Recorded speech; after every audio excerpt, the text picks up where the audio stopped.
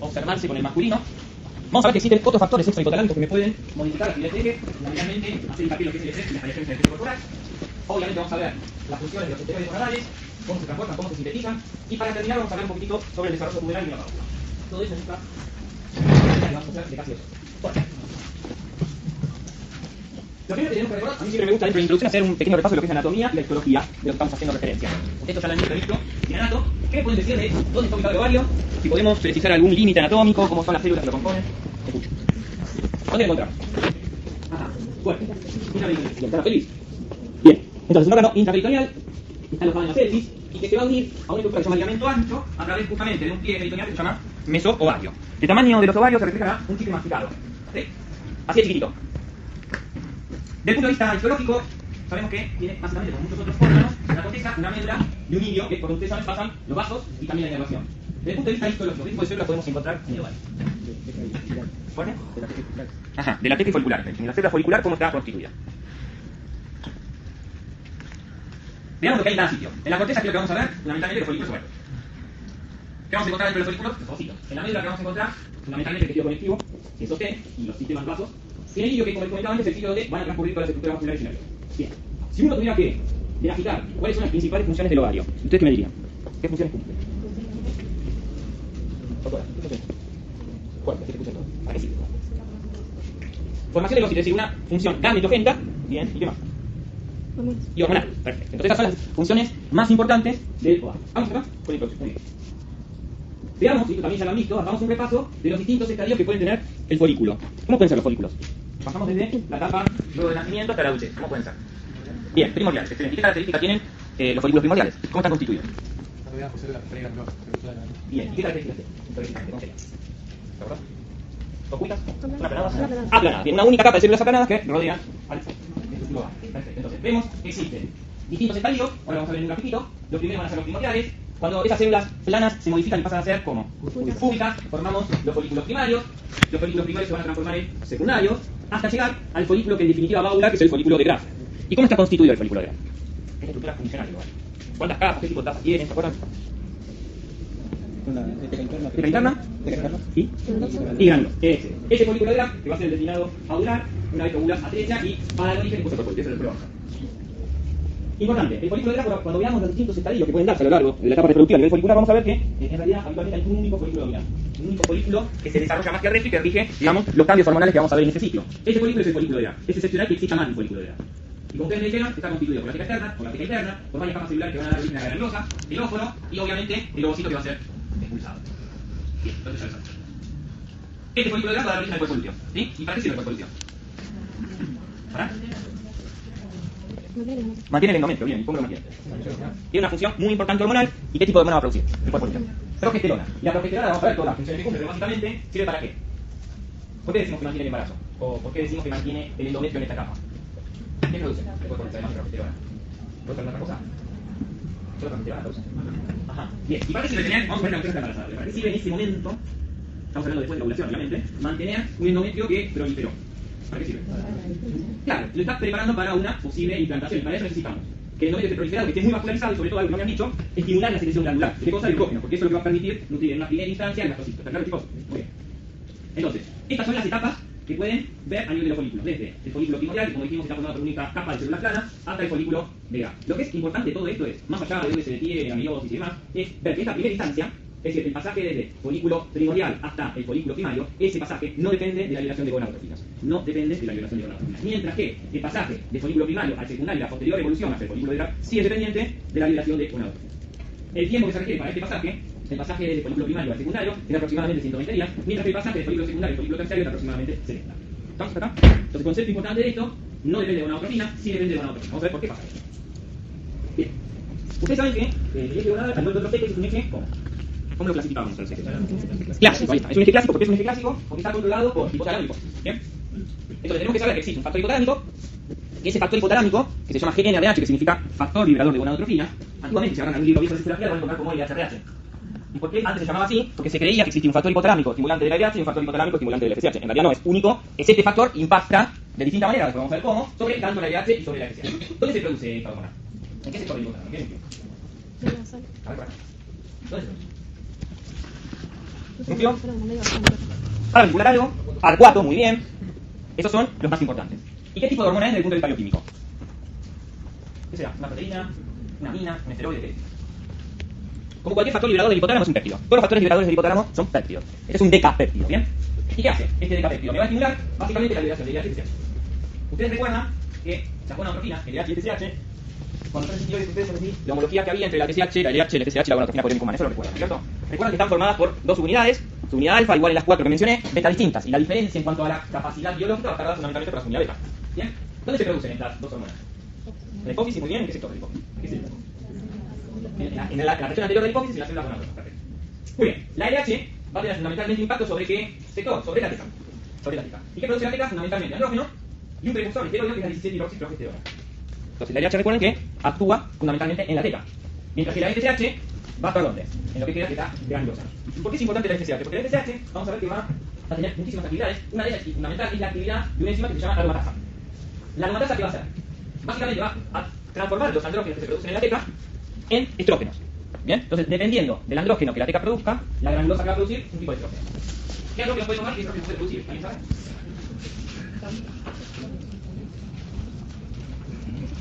¿Qué tipo de andrógeno produce? Testosterona, bien. ¿Y qué más? Excelente. Testosterona y androstenedionas. Entonces, si yo aromatizo esto, recuerden que esto está estimulado por la FSH, la testosterona va a dar origen a un estrógeno. ¿Qué puedo hacer? Es decir, que un andrógeno fuerte que genera un estrógeno potente. La testosterona da origen a la androstenediona da origen a un estrógeno débil como la estro. Perfecto. Este concepto es sumamente importante y vamos a volver a utilizarlo en años. ¿Estamos claros? Bueno, sigamos entonces con el control de safety. La LH también tiene impacto sobre la granulosa en menor medida y la acción sobre la granulosa. Y esto tiene que ver con que la FSH tiene la capacidad de estimular la síntesis de receptores para la LH.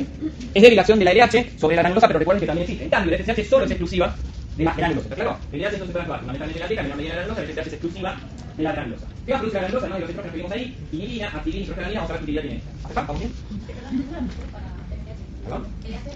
No, a ver, la FSH estimula la expresión de receptores de LH en la granulosa. Bien. Para que ese sistema funcione correctamente tiene que haber algo que elimine, obviamente eso es el tipo negativo. ¿Qué lo va a dar? Fundamentalmente la progesterona y los andrógenos. Eso de manera sostenida y tónica. Ahora, ¿qué pasa con la inhibina? La inhibina, como su nombre le indica, tiene una acción inhibitoria. ¿Sobre quién? Sobre las dos gonadotrofinas, pero tiene muchísimo más impacto sobre la FSH. Entonces, podemos decir que la granulosa produce una glicoproteína que es la inhibina, que tiene impacto inhibitorio sobre la gonadotrofina muchísimo más evidente sobre la FSH. La activina en el ser humano no está demostrado, sí en algunos animales, por eso cada vez que ustedes vean en mi presentación punteado significa que no está demostrado en seres humanos. ¿Sí? Esto es todo experimental. Y en animales se cree que la activina sería un débil estimulante de la gonadotrofina, pero sin duda lo que es trascendente en la regulación del eje femenino es la acción de los estrógenos. Que vamos a ver que pueden tener acciones inhibitorias, es decir, de feedback negativo, como también, obviamente estamos hablando de una mujer adulta y normal, acciones estimulatorias, es decir, feedback positivo. Bien. Es muy importante saber cuáles son los factores que le van a regular la liberación y la pulsatividad, es decir, la frecuencia con que se libera el factor hipotalámico. ¿Cuáles van a ser, si estamos hablando de mujeres adultas normales, cuáles van a ser los neurotransmisores que van a estimular a ese factor hipotalámico? La adrenalina, sí, adrenalina, no la adrenalina. El sistema de aminoácidos excitatorios, en donde el principal exponente es el glutamato, pero también lo hace el kainato y el aspartato. Y esto que es relativamente nuevo es el sistema cis-peptina. Ahora vamos a ver qué es eso. Este sistema fundamentalmente se cree que es el principal estimulador del factor hipotalámico, sobre todo en periodos prepuberales. Y esto fue descubierto por un latinoamericano, un científico chileno, y dijo que en realidad esta cis-peptina que muchos creían que producía en neuronas, en realidad era producida por células de la glía. Y vio también que la célula de la glía, además de producir cis-peptina, producía, miren ustedes, factores insulinosímiles, ¿sí? Factor transformante, de crecimiento fibroblástico. Todo eso lo produciría la célula de la glía. Así como vemos que hay neurotransmisores estimuladores, también tenemos inhibidores. ¿Cuáles serían los inhibidores? Excelente, dopamina, muy bien, ¿qué más? GABA y serotonina. Esos son los principales, ¿sí? Hay algo que quiero que recuerden que es el neuropeptidoide. El neuropeptidoide es inhibitorio. Vamos a ver qué relación hay, algo que supuestamente han visto en el seminario pasado, relación que hay entre leptina y neuropeptidoide.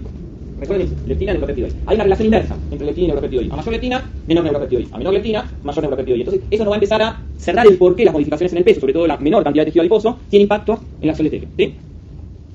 Entonces, la leptina que tienen que saber que es una proteína, como les dije, producida fundamentalmente por células de la glía, es el estimulador por lo menos más potente que se conoce para liberar el factor liberador de gonadotrofina. Básicamente eso, y lo que les comentaba que tiene que ver fundamentalmente en el inicio puberal. Bien. Veamos un poquito con más detalle el factor hipotalámico. Ya dijimos que era una hormona peptídica, que es un decapéptido. Hablamos de los núcleos donde más se producen, el trófico y el como ustedes dijeron. Recuerden que actúa sobre receptores 7-TMS y que va a estimular no solo la liberación de gonadotrofina, sino que tienen la capacidad de promover la síntesis de sus propios receptores. Esto se llama upregulation clínico. ¿Cómo no? Perfecto. Upregulation color. Veamos un poquito de las gonadotrofinas. Ya sabemos que son lipoproteínas, que tienen dos unidades alfa y beta, que su receptor es el 7-TMS, esta proteína que es el ciclo aumental del cíclico, y que circula en el canal libre, con lo cual, si la media, ¿cómo va a ser? ¿Cómo? Bien.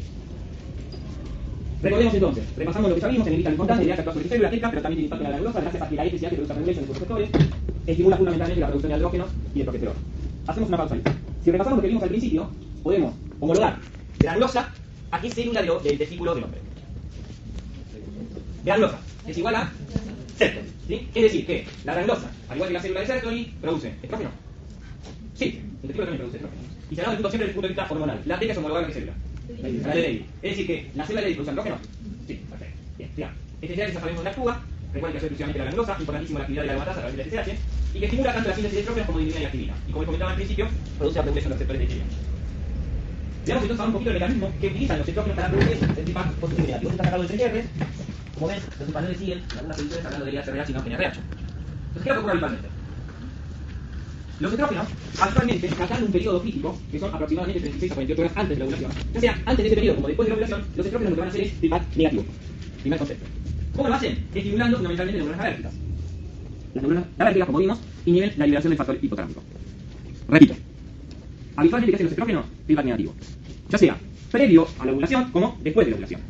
El único momento en el cual los estrógenos hacen feedback positivo es en el periodo de ventana que está inmediatamente antes de la ovulación. Esto es aproximadamente 36 horas antes de la ovulación. ¿Y por qué ocurre el feedback positivo? No es magia. A veces positivo, a veces negativo, no. Para que esto ocurra se deben dar muchas cosas. Una de las cosas es el nivel de estrógenos circulantes. Se dice que tiene que haber un umbral que tiene que estar por encima de los 210 picogramos por mililitro para producir el feedback positivo. No tienen que saber el valor. Tienen que saber el concepto. Perdón, la resulta depende de la concentración de qué de estrógeno. ¿Sí? Entonces, vos necesitas un buen nivel de estrógeno para hacer el feedback positivo. Mayor a 210 picogramos.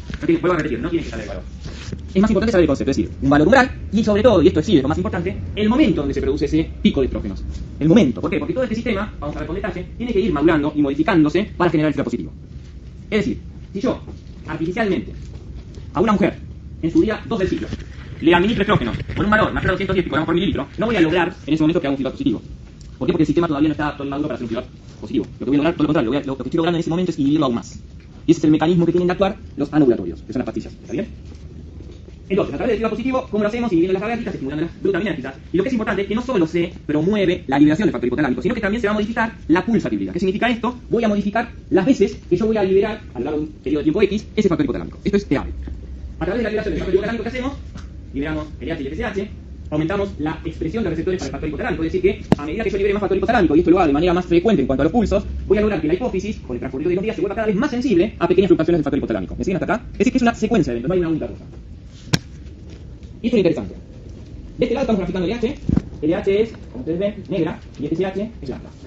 Si yo libero con alta frecuencia el factor hipotalámico, es decir, libero muchas veces en un corto tiempo, lo que voy a lograr es que me aumente mucho, fundamentalmente, ¿qué hormona? La LH. Es decir, que si yo libero más veces el factor hipotalámico, voy a lograr que aumente mucho la LH y que la FSH todo lo contrario.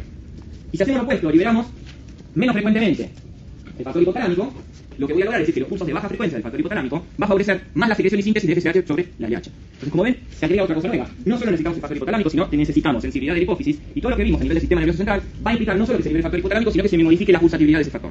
¿Está claro, chicos? Muy bien. Esto ya lo han visto en histología, que es más o menos lo que vimos acá, que es la teoría de la doble célula o de las dos células, dos monotrofinas. Repasamos lo mismo, ¿sí? Teca granulosa, LH, ¿sí? A nivel de la teca. Recordemos que por acción de la LH que vamos a generar andrógenos fundamentalmente, androgeneridina y testosterona, y por acción de la FSH, lo que vamos a hacer es fundamentalmente la aromatización de la androgeneridina en estrona y de la testosterona en estradiol. Vean que puede ser esta por otras enzimas, puede tomar las dos direcciones, es decir, estradiol, estrona y estradiol. ¿Está bien? Bien. Entonces ahora vamos a ponernos bien de lleno a hablar de los esteroides que produce la hormona. Obviamente el principal es el estrógeno, por lo menos en la primera mitad del ciclo. ¿Cuántos tipos de estrógenos existen? ¿Cómo? 3, ¿cuáles son? Estrona, estradiol y estrona. ¿Qué podemos decir de la estrona? Es el principal estrógeno en las mujeres en etapa ovulopáusica. ¿Y por qué? Yo ya les adelanté que está en un estrógeno no muy potente desde el punto de vista biológico. ¿Y por qué será el principal estrógeno de la mujer posmenopáusica? ¿Por qué no el estradiol? Eso es relativo, en realidad. Tenemos que ver el origen de esa estrona. Cambia la pregunta. ¿Por qué no el estradiol? ¿Por qué no es el estradiol el principal estrógeno de la mujer posmenopáusica? Porque no tiene un ovario funcionalmente a pleno. Eso no significa que tenga algo de función. Porque el principal origen de la estrona no va a ser el ovario que funciona poco, sino va a ser tejidos periféricos, por ejemplo, tejido adiposo y la glándula extracelular. ¿Qué podemos decir del estradiol? Que es el principal estrógeno en la etapa reproductiva y es, desde el punto de vista biológico, el estrógeno más potente. El otro estrógeno que existe es el estriol. El estriol es de todos es el menos potente y tiene significancia fundamentalmente durante el embarazo. ¿Está bien? ¿Lo entendés acá, chicos? Muy bien. ¿Qué podemos decir en cuanto a las características de los estrógenos? Tiene 18 átomos de carbono, ustedes ya lo conocen. ¿Qué necesitamos para sintetizar estrógeno? ¿De dónde viene? Más allá del ovario y todo eso, ¿qué necesita como materia prima colesterol. Perfecto. Colesterol fundamentalmente el que lo bloquea es el colesterol. El que vino al taller y que estuvo conmigo, yo les hablé del colesterol malo y el colesterol bueno. ¿Colesterol malo por qué? Porque va del hígado a la periferia. La periferia puede ser un endotelio vascular como también el ovario. Entonces, el principal dador de colesterol es malo, digo, para la enfermedad cardiovascular, pero no es malo por todo. O sea, me provee la principal fuente de colesterol que necesitamos para producir esteroides. Obviamente el resto proviene de la síntesis de nuevos y del HDL no lo reporta. ¿Cuáles son los sitios de producción? ¿Dónde podemos encontrar estrógenos? ¿Qué órganos lo producen? Las gónadas, ovario y testículo, las glándulas suprarrenales, tejido periférico, fundamentalmente tejido adiposo, y la placenta. Esos son los sitios donde se generan estrógenos. Ustedes saben que son esteroides y como todo esteroide actúa sobre receptores de qué tipo. Intracelular, perfecto. Recuerden la estructura del receptor, ¿sí? Extremo carboxilo de unión, extremo amino variable y los dedos de zinc, que son los que interactúan sobre la ADN. ¿Y cómo circula esta hormona que es liposoluble en plasma? ¿Unida a qué cosa? A proteína de transporte, perfecto. ¿Y cuáles son estas proteínas de transporte? Algunas, como ustedes ven, transporta cualquier cosa, es decir, ser específica, pero tiene capacidad de llevar muchas cosas, que pueden calcio, por ejemplo, esteroides. 40% unido a una globulina específica, que es la SPG. El porcentaje no tienen que saberlo porque dependiendo del libro que lean van a encontrar cualquier porcentaje. Lo importante vuelvo a decir que no va a haber preguntas, yo te organizo porque yo sé que gran parte de las preguntas del examen te van a tener, así que no van a tener este tipo de preguntas. ¿Está bien? No es un 50%, 40%, si le diste lo dice otra cosa. No tiene sentido para que sea. 2% un pequeño porcentaje. No me sobra, Con respecto a los progestágenos, es lo que yo digo, y está un papié porque estoy tirando un texto, ¿está bien? Los progestágenos tienen, a diferencia de los esteroides, 21 átomos de carbono, ¿dónde se sintetizan? Obviamente, así los mismos tejidos que vimos de síntesis de los estrógenos. Al igual que pasa con los estrógenos, el principal dador es el LDL y el 30% síntesis nuevo HDL. Sabemos que se produce en el ovario fundamentalmente a la teta y posteriormente su transformación a cuerpo lúcido, la placenta, las adrenales. Y al igual que los estrógenos, como son esteroides, actúan sobre los receptores intracelulares. ¿Cómo viajan en plasma? ¿Cómo viajan? Unida proteína de transporte. Bien, la globulina. ¿Cuáles son esas globulinas? CBG me dijeron acá. CBG es transportina. ¿Están de acuerdo? ¿Cómo? Pregunta de examen. Me están grabando, ¿no? Antes de saber. ¿Qué une más la transportina? ¿Qué son las transportinas de muchas cosas? ¿Vieron? Las suprarrenales, los ya saben que la transportina obviamente se llama transportina de unida. Cortisol, ¿qué más? Aldosterona. Cortisol y aldosterona. ¿Qué más? Progesterona. ¿Qué une más? Progesterona. ¿Está bien? Une más progesterona, cortisol, aldosterona y ese orden. ¿Por qué se llama transportina? Porque lo primero que se debe transportar es el cortisol, pero eso no significa que transporte más cortisol y progesterona. ¿Está bien? Obviamente va a haber también porcentaje. No le pongo porcentaje porque es variable dependiendo de dónde vean. Bien, ¿qué otro esteroide producen los andrógenos? Ya lo vimos. Los andrógenos, a diferencia de lo que vimos con los gestágenos, lo que vimos con los estrógenos, tienen 19 átomos de carbono. Los precursores son reiterativos siempre lo mismo, 70% de LDL, 30% síntesis de nuevo. Ahora sí, tipo de andrógeno. Ustedes la semana que viene van a tener masculinos. Quiero que se lleven el concepto de que van a existen andrógenos de acción potente y andrógenos de acción débil. ¿Cuál es el más potente? La dihidrotestosterona. ¿De dónde viene? De la testosterona. ¿Cuáles son los débiles? La androstenediona. ¿Qué otro andrógeno conocen ustedes? ¿La? Sí, está la química. ¿La? Díganle sulfato. ¿Sí? Estos son andrógenos débiles. ¿Está bien? Sobre el grifo receptor actúa intracelulares. Obviamente tenemos los mismos sitios de producción. Sumamente importante recordar tejidos periféricos, como sitios de producción de esteroides, cómo circulan en el plasma, globulina específica, que es la globulina transportadora de esteroides sexuales, albúmina, obviamente porcentaje libre. Vamos entonces, andrógenos débiles, andrógenos fuertes. Lo pueden encontrar como 17 hidroxio, 17 ceto. 17 cetos son los débiles, 17 hidroxios son los fuertes. Eso lo van a volver a ver en la clase de hoy. ¿Y qué otras cosas produce el ovario? Vimos que producía progesterona, ustedes saben de los ácidos que vienen de múltiples lugares, las proteínas, pero lo más importante es para qué sirven. Y tiene muchas funciones, fundamentalmente tiene que ver con la ovulación, vamos a ver cómo, es un mediador de inflamación y esta inflamación que genera el ovario favorece la ovulación y también favorece a la involución del cuerpo lúteo y también favorece sobre todo la F2 alfa a generar vasoespasmos en los vasos que están sosteniendo el endometrio y cuando el ciclo no fue fértil, posteriormente se genere la pérdida de ese sostén vascular que termina fundamentalmente en una inflación. ¿Bien? Entonces recuerden que además de todo lo que vimos, las proteínas también son importantes. ¿Y qué otra cosa se produce? Como ya adelantamos, inhibina la actividad. ¿Qué hay que saber de esto? ¿Qué tipo de hormonas lipoproteínas? Saber fundamentalmente que la inhibina es un importante inhibidor de la FSH y que inhibe la actividad de la aromatasa, mientras que la activina, todo esto demostrado en animales, estimularía débilmente a las gonadotrofinas. Y la otra cosa que quiero que recuerden es que hay una proteína de transporte para la activina que se llama folistatina. ¿Y por qué aclaro esto? Porque dependiendo libros que ustedes lean, sobre todo ediciones viejas, hablan de la folistatina como una hormona. En realidad no es una hormona, es una proteína de transporte de la activina. Por eso lo aclaré en el lista. Obviamente no va a haber preguntas de esto, porque hay mucha discrepancia dependiendo de dónde lo lean. Bueno, ¿estamos hasta acá? Vamos a hablar un poquitito sobre ¿para qué sirven los estrógenos? Ya hablamos de la regulación, vimos de la anatomía, nos metimos un poquito de por qué hay que dominar los objetivos, pero un poquito de las acciones de los estrógenos. Para ser didácticos, y para que ustedes recuerden, si yo hablo de funciones de los estrógenos, para que ustedes sea más sencillo, la podemos dividir en funciones ginecológicas, es decir, control aparato reproductor y funciones extraginecológicas. Si queremos resumir las funciones ginecológicas de los estrógenos, podemos recordar que estos tienen 4 H's. ¿Sí? 4 H's. ¿Cuáles son esas 4 H's? Hiperplasia. ¿Qué significa esto? Aumenta el número de células. Siempre estamos hablando del factor reproductor. ¿Sí? Hipertrofia. Aumenta el tamaño de células y de los órganos que están implicados en estas células. Si yo aumento el número de células y el tamaño de ese órgano, ¿qué voy a necesitar para sostener ese órgano? ¿Qué cosa? Que aumente la vascularización. Entonces la otra H es la alferemia, me aumenta la vascularización. Perfecto. Y si hablamos de genitales externos, la otra H de los estrógenos es la hiperpigmentación. Aumenta la pigmentación de la vulva, areola y el pezón. ¿Estamos acá? Entonces, como resumen, vamos a hablar un poquito más específico de esa función. Una de las cosas que es muy importante de los estrógenos es el hecho de que mantienen y estimulan el desarrollo de los caracteres sexuales secundarios. ¿A qué llamamos carácter sexual primario? ¿Qué significa carácter sexual primario? Bueno, ¿ah? Las gonas. Podemos resumir como que las gonas son lo primario y lo secundario que sería todo lo que lleva implicado normalmente esa gónada. ¿Sí? Muy bien. ¿Y cuáles serían los caracteres sexuales secundarios en una chica? ¿Qué sería? Por acción de los estrógenos. Distribución de la grasa, perfecto. ¿Cómo se distribuye la grasa? Más en la cadera. Bien, es decir que las mujeres distribuyen más su tejido adiposo en el femoroglúteo. Bien, por eso la obesidad femenina como se grafica como una pera. ¿Está bien? Perfecto. ¿Qué otro carácter sexual secundario? La voz, excelente. ¿Cómo es la voz de las mujeres? ¿Cómo es la voz de las mujeres? Y es más aguda, ¿no? Es más aguda. Bueno, siempre. No siempre. Bueno, es más armónica. Es más armónica. Perfecto. ¿Qué otro carácter sexual secundario? El bello, no tanto facial. Haríamos en algún pequeño problema del orto. Pero bueno, sí, la distribución del bello. Y si hablamos específicamente, y estamos hablando ginecológico, ¿sí? ¿Cómo es la distribución del bello en una mujer adulta? Claro, ahora no depilada, todo láser, definitivo. Pero habitualmente, ¿cómo es esa distribución? Triangular invertido, ¿sí? A diferencia del hombre que es romboidal. Perfecto. Bien, ¿y qué otro carácter sexual? Hablamos de distribución de la grasa, el bello, la voz. ¿Algún otro? ¿Se les ocurra? Las manos, me dicen acá. A ver. ¿Qué sería eso? ¿Qué me dijo las manos? ¿Eh? Glándulas, ¿qué pasa a la glándulas? ¿Se desarrolla? Bien, ¿se desarrolla por acción de los estrógenos? Es que se genera, es su hipótesis, se genera. ¿Se desarrolla a partir de los estrógenos? Sí. ¿Y a partir de la progesterona? También. ¿Y qué parte de la glándula mamaria tiene que ver los estrógenos? La parte de las conductas. ¿Así no son conductos retos? Conductas. Conductos retos. Muy bien. Eso siempre está tomada esa pregunta, no creo que es un examen. Bueno, ¿qué más hacen los estrógenos? Modifican el pH vaginal, estimulan la producción del moco cervical, y el moco cervical adopta una característica que significa, o que se llama filante. ¿Esto qué significa que sea filante? ¿Alguien sabe? Esto seguro en histología lo han visto, porque había entendido, cuando soy histología había entendido. ¿No tiene que ver con esa composición de cuando era más acuoso y Exactamente. permitía el pasaje a partir del esperma? Sí, que sea filante significa que está más hidratado que uno. No lo hagan en sus casas. Tomar unas pinzas ginecológicas, separar el moco y que no se rompa. Esto es característico del pico máximo de estrógeno, ¿sí? Es decir, que es un moco más hidratado, y como ven acá, en posición paralela de las mucinas, que no serían una barrera para el ascenso de los espermatozoides. Bien. ¿Qué más producen los estrógenos? Upregulation, es decir, aumento de receptores para qué hormonas, para oxitocina, para progesterona y también para gonadotrofinas, que esto era muy importante, como le comenté en la regulación del feedback. Como saben ustedes, prolifera el endometrio y produce mayor pigmentación en areolas de zona genital, como vimos al principio. Estimula el crecimiento mamario, ustedes ya me dijeron esto, así que acá está todo más que completo. Y muy importante, esto último de acá, que es que aumenta la actividad ciliar del tracto genital. ¿Qué significa esto? ¿Y cómo sube el espermatozoide? A sudar. ¿Por quién? Por ustedes. ¿Bien? Suben, chicos. A través de la actividad ciliar. ¿Por qué? Porque la principal motilidad del espermatozoide, ¿dónde se va a reflejar? En la fecundación, en la penetración del óvulo. ¿Está claro? Ahí gasta toda la energía los mensajes. Perfecto. Y obviamente, como vimos, si está positivo y negativo, dependiendo del momento funcional. Bien. Funciones extras ginecológicas. Son anabólicos, aunque tienen menos potencia que los andrógenos, pero uno de los principales anabólicos junto con la insulina que existen.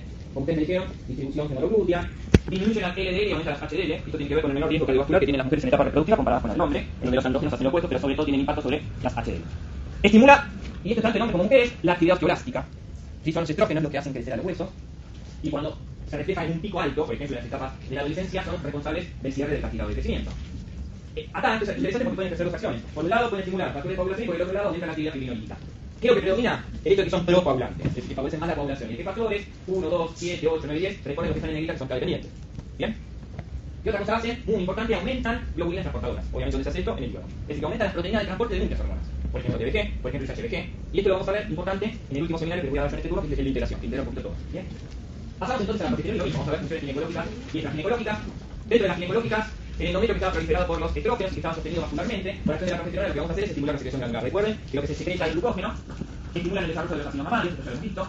La característica del moco, que en el pico máximo del estrógeno era filante, muy hidratado, con disposición de las mucinas paralelas, por acción de la progesterona, el moco pasa a ser escaso y espeso, y esas mucinas que se disponían de forma paralela se empiezan a entrelazar. ¿Para qué sirve? Porque cuando la progesterona está aumentada, pasa esto en el moco. ¿Qué utilidad tiene? ¿Qué se les ocurre? ¿Cómo, perdón? Sí. Bien. No dice que Germán dice, para que no puedan subir los espermatozoides. ¿Qué me dice? ¿Otra cosa? Ajá. ¿Qué pasaría? Ajá. Igual el pico de progesterona lo vas a mantener, ¿no? Estés con el implantado. Pero ¿qué problema tiene si haciendo un espermatozoide y el no existe? ¿Qué crees? ¿Era el problema? ¿Lo vuelve a fecundar? O sea, en realidad no sería un problema si haciendo un espermatozoide ahí. Pero sí sirve como barrera fundamentalmente para lo que dice una componente para las infecciones. Eso es importante. Muy bien, por eso es importante durante el embarazo. ¿Qué más hace? Miren, produce efecto miorelajante. Este efecto miorelajante en realidad no solo es a nivel del endometrio, lo vamos a ver que cuando vemos las funciones extraginecológicas también tiene una acción relajante general. Presenta un efecto luteolítico junto a las prostaglandinas, recuerden la acción de la progesterona que vimos al principio, que hace siempre pico negativo, y reducen la actividad ciliar. ¿Y para qué sirve esto? Que por acción del pico máximo de progesterona la actividad ciliar del tracto femenino se reduzca. Sí. A ver, si vos disminuís la actividad si la vas a expulsar, ¿qué vas a hacer? Lentamente. Por eso está disminuida. No, pero no es que cuando vos querés liberar el ovocito, justamente requerís que haya más filtración. Claro, por eso. Ustedes ahora no vimos el grafiquito, pero el pico máximo de estrógenos son horas antes de la ovulación. Y no es que tenemos máximo de 300 de estrógenos, ¿sí? O sea, esa actividad ciliar de los estrógenos favorecerá que sean los espermatozoides y a que también se favorezca a la ovulación. De las gametas. Las gametas ya se encontraron, porque vos pensás que la progesterona, el pico máximo lo vas a encontrar el día 21 del ciclo. Entonces, eso les ocurre.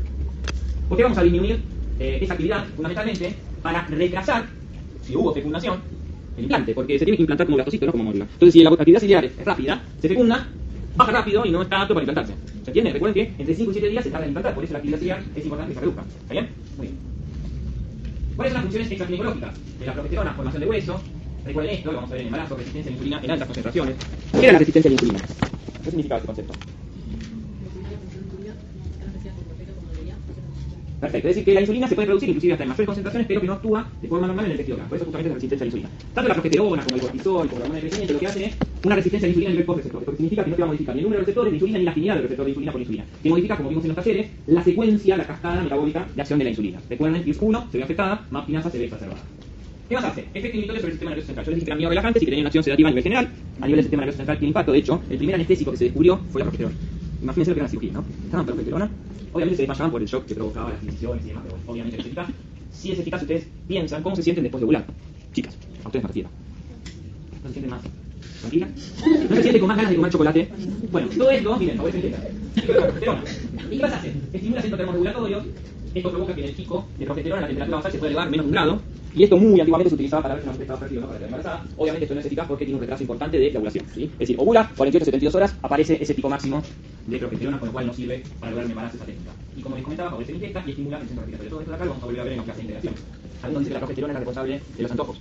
No, es cultural. No hay un poder fisiológico. Ustedes abusan de nosotros. Veamos entonces rápido lo que vemos en el moco y en el pH. Acción estrogénica versus acción progestacional. Moco estrogénico. Tiene posición en el derecho, moco progestacional, picoso, ¿sí? Y cómo se modifica el pH de 3.8 a 5, es decir, que es un pH ácido. Eso es un dato negro. Bien. Ahora, en todo este que hemos visto, tenemos 40 minutos más o menos, vamos a ver un poquitito de cómo podemos clasificar, porque vamos bastante bien el tiempo, cómo podemos clasificar el ciclo menstrual. Bien. Y el ciclo menstrual lo podemos clasificar de muchas maneras. Una forma es en base a lo que dura. ¿Cuánto dura un ciclo menstrual normal? 28 días más o menos 7. Es decir, que un ciclo menstrual normal dura entre 21 y 35 días. Si una mujer menstrua a 28, 28, 32, 24, no significa que es irregular. Mientras dure en esta rango, 21 a 35 días, o menos de 35 días, eso es normal, ¿está bien?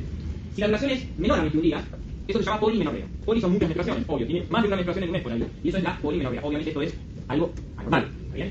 Y si dura entre 35 y 69 días, eso se llama oligomenorrea. Oligo es poco, es decir, que menstrua pocas veces en el año. Son ciclos más prolongados, esto tampoco es normal. Y si no menstrua por más de 90 días, ¿eso cómo se llama? Amenorrea. ¿Y cómo pueden ser las amenorreas? ¿Cómo las podemos clasificar? Muy bien, ¿qué sería una amenorrea prima? ¿Cómo? Mayor de 16 años y nunca tuvo su primer. Su primera menstruación bien alta. Es decir, mujeres mayores a 16 años, independientemente de cómo estén sus caracteres sexuales, que nunca menstruó, eso es una amenorrea primaria, que puede ser de cosas banales hasta cosas graves. Cosa banal, aunque ustedes no lo crean, que tiene un himen incorporado. Entonces menstrua, pero no se exterioriza. ¿Está bien? A cosas hipotalámicas un poco altas, un poco más serias. Eso sería una amenorrea primaria. Y una amenorrea secundaria es aquella mujer que estuvo su menarca, que menstruó y que por más de 90 días no menstrua. Ante una mujer que se presenta en esta situación, ¿en qué pensarían ustedes? Mujer en etapa reproductiva, por una amenorrea secundaria. ¿Qué es lo primero que tienen que pensar? Embarazo. ¿Estamos de acuerdo que es el embarazo? Vamos a suponer que la persona que plantea esto es Sor Ana. Viene con los hábitos, ¿sí? Sor Ana. Y tiene una amenorrea secundaria. ¿Qué es lo que van a pensar? Embarazo. Sor Ana tiene 31 años. Independientemente, pero lo primero siempre que hay que pensar es en el embarazo. Siempre. Por más que digas, no, me cuido, no tengo relaciones. O tengo relaciones muy ocasionales. Lo primero, el embarazo. Primero descartamos lo normal y después pensamos en lo patológico. ¿Está bien? Bueno. También podemos clasificar el ciclo menstrual como funciona el flujo menstrual. Esto es muy bueno, ¿no?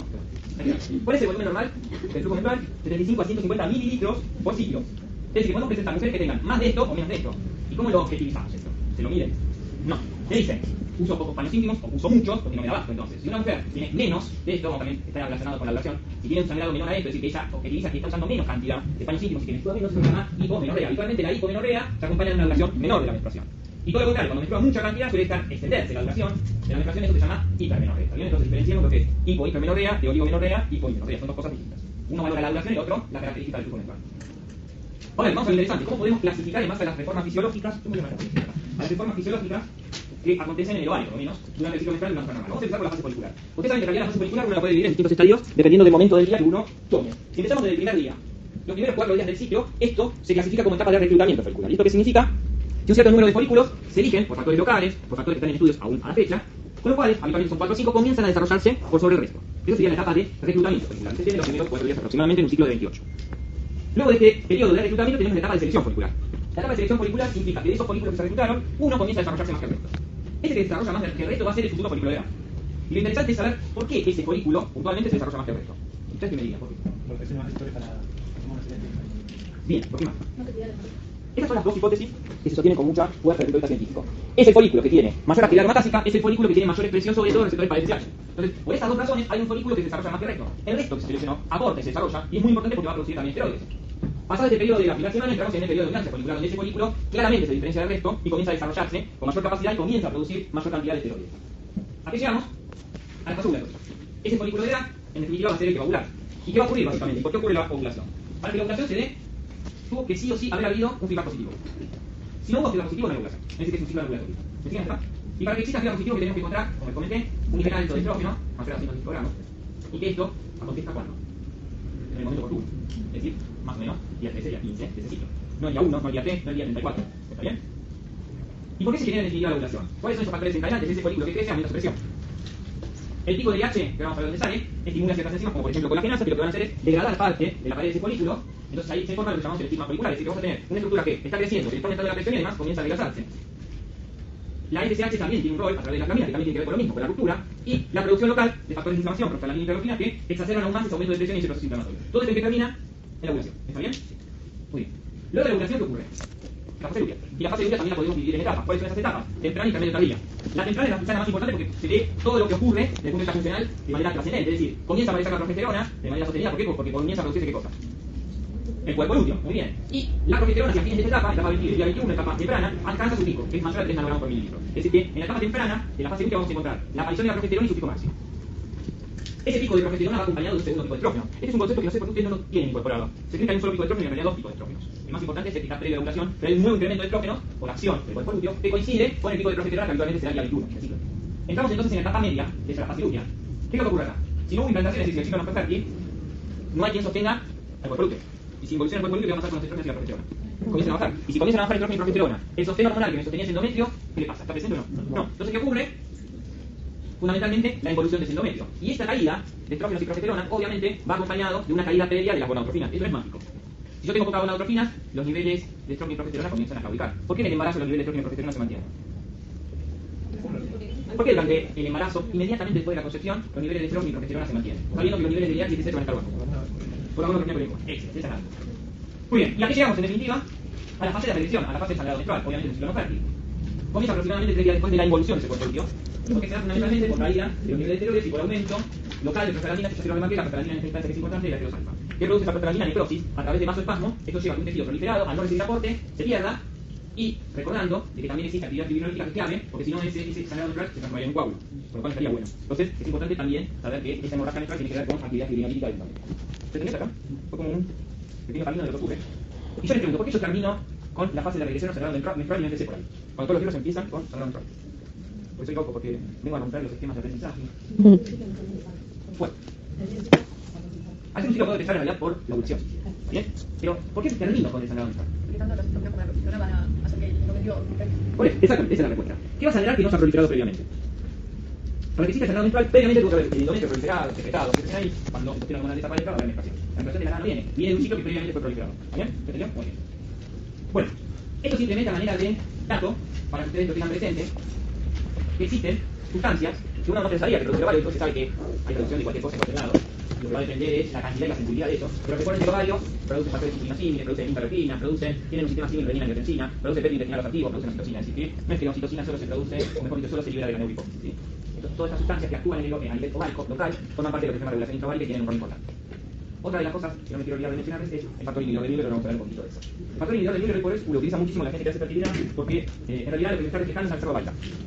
Entonces, un factor inhibidor del hierro bajo, lo que está indicando que esa mujer tiene poca reserva folicular, con lo cual va a tener dificultad si quiere lograr, por lo menos por vías clásicas, un embarazo. ¿Está bien? No es que eso inhibe el factor inhibidor. Eso es importante que lo recuerden.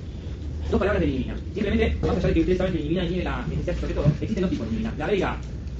La B es característico de la actividad folicular y la A es característica de la fase lútea.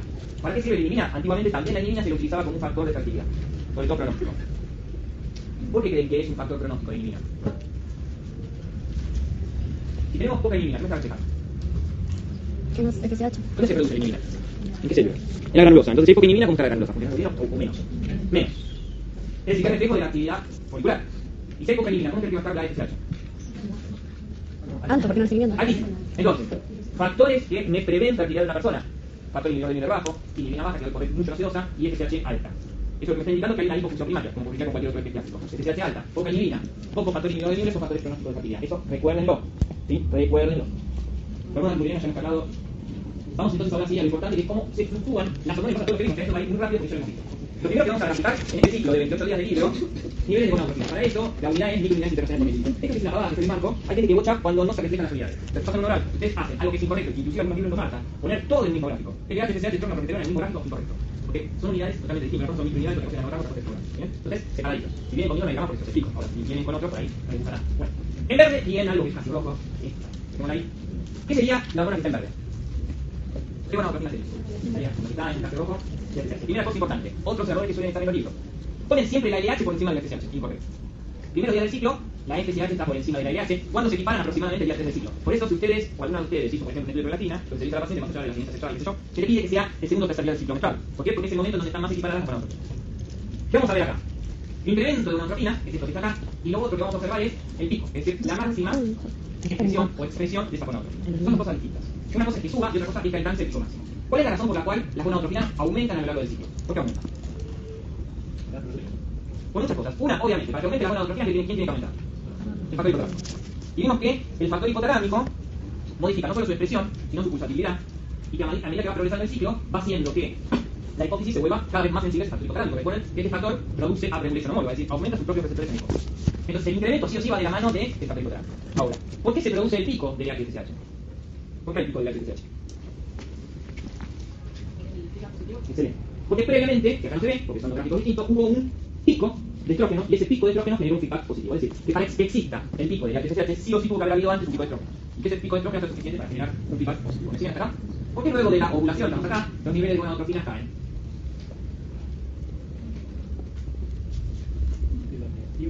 Por el feedback negativo. Excelente, porque acá todavía lo mismo, voy a tener estrógeno, día 21 pico de estrógeno, día 21 pico de progesterona, sabemos que la progesterona es un feedback negativo, y yo les marqué al principio que hay un punto crítico en el cual los estrógenos hacen feedback positivo, que es justamente lo que está en verde, entre el día 11 y 14 de ese ciclo. Todo lo que está en rojo, acá son los días que estrógenos hacen feedback punto acá, con la progesterona, hacen feedback negativo. Entonces la razón por la cual esta gonadotropinas cae, ¿por qué? Porque acá voy a encontrar altos niveles de estrógeno y progesterona, la sensibilidad cambia, y esos dos niveles altos son responsables del feedback negativo. ¿Entendió? Ahora, vamos al opuesto. Yo les dije que el incremento fundamentalmente tenía que ver con el factor hipotalámico. Ahora, si vamos al otro gráfico, y graficamos en celeste estrógenos y en violeta progesterona, ustedes ven que acá, los primeros días del ciclo, los estrógenos están bajos. Entonces, si están bajos, si volvemos al anterior, están bajos, y sabemos que acá los estrógenos hacen feedback negativo, significa que hay poco feedback negativo. ¿Por qué? Porque hay poco estrógeno. Y todo de la mano. A medida que las gonadotropinas aumentan, va a haber mayor producción de estrógeno. Cuando hay poca gonadotropina, hay poco estrógeno. Entonces, al haber menos inhibición sumándole el factor hipotalámico, esto ayuda a que las gonadotropinas aumenten. ¿Entendió? ¿Qué hacen los ovulatorios? Damos dosis fijas de estrógenos a lo largo de todo el ciclo. Si yo doy dosis fijas y altamente altas de estrógeno, lo que estoy logrando es que acá, en un ciclo normal, en donde los estrógenos hacen feedback negativo, pero no son tan negativos justamente porque los niveles son bajos, si yo desde el inicio doy alto nivel de estrógeno, ¿qué logro? Un feedback negativo desde el inicio. Entonces, si yo logro un feedback negativo de inicio, ¿va a haber pico de HSH? No, porque nunca llegó a incrementarse la gonadotropinas. Y si no hay pico de gonadotropinas, ¿va a haber ovulación? No, por eso son anovulatorios, no anticonceptivos. No hay ovulación, si no hay ovulación, no hay forma de que haya concepción. Bien, volvemos acá. Estrógeno, primer pico. Primer pico de estrógenos, aproximadamente 48 72 horas antes de ovulación. Ya hemos sacado el árbitro periodo de por qué se produce. Tenemos a partir del día 14 la producción de progesterona. Recordemos que el día 21 en un ciclo de 28 días va a haber un pico de progesterona y de estrógeno. El más importante desde el punto de vista de concentración funcional con respecto al estrógeno es que está previo a la ovulación. Y que este incremento, como comentábamos antes, de estrógeno y progesterona, es responsable de que haya mucha inhibición y que los niveles de gonadotropinas caigan. Creo que hace todo esto, chicos. ¿Ustedes entienden esto? Es entenderlo, no es saber de memoria psicomental. Es un tema que particularmente a mí me encanta tomar. La fisiología femenina es lo más atrayente que puede haber en la fisiología. No es psicológico, ¿eh? Pero es la verdad. Bueno, bien, sigamos. Resumen, lo voy a pasar porque ya nos hemos extendido largo y tendido con respecto a esto. Lo sacamos, porque es todo lo que acabamos de ver. Bueno. Y esto obviamente lo pueden descargar, así que no tiene sentido retirar algo. ¿Cómo podemos evaluar el eje? ¿Cómo podemos saber si este eje funciona bien o no? ¿Qué se les ocurre? ¿Cómo podemos evaluar el eje?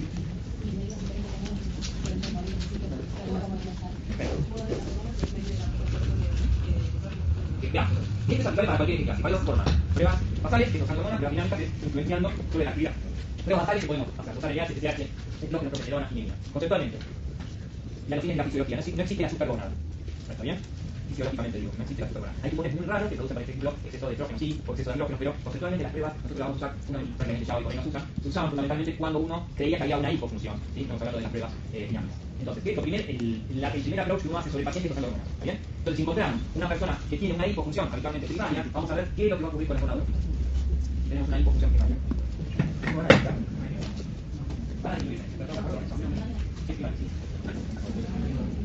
Si es primaria, la hormona aumenta. ¿Y cuál aumenta más? Claro.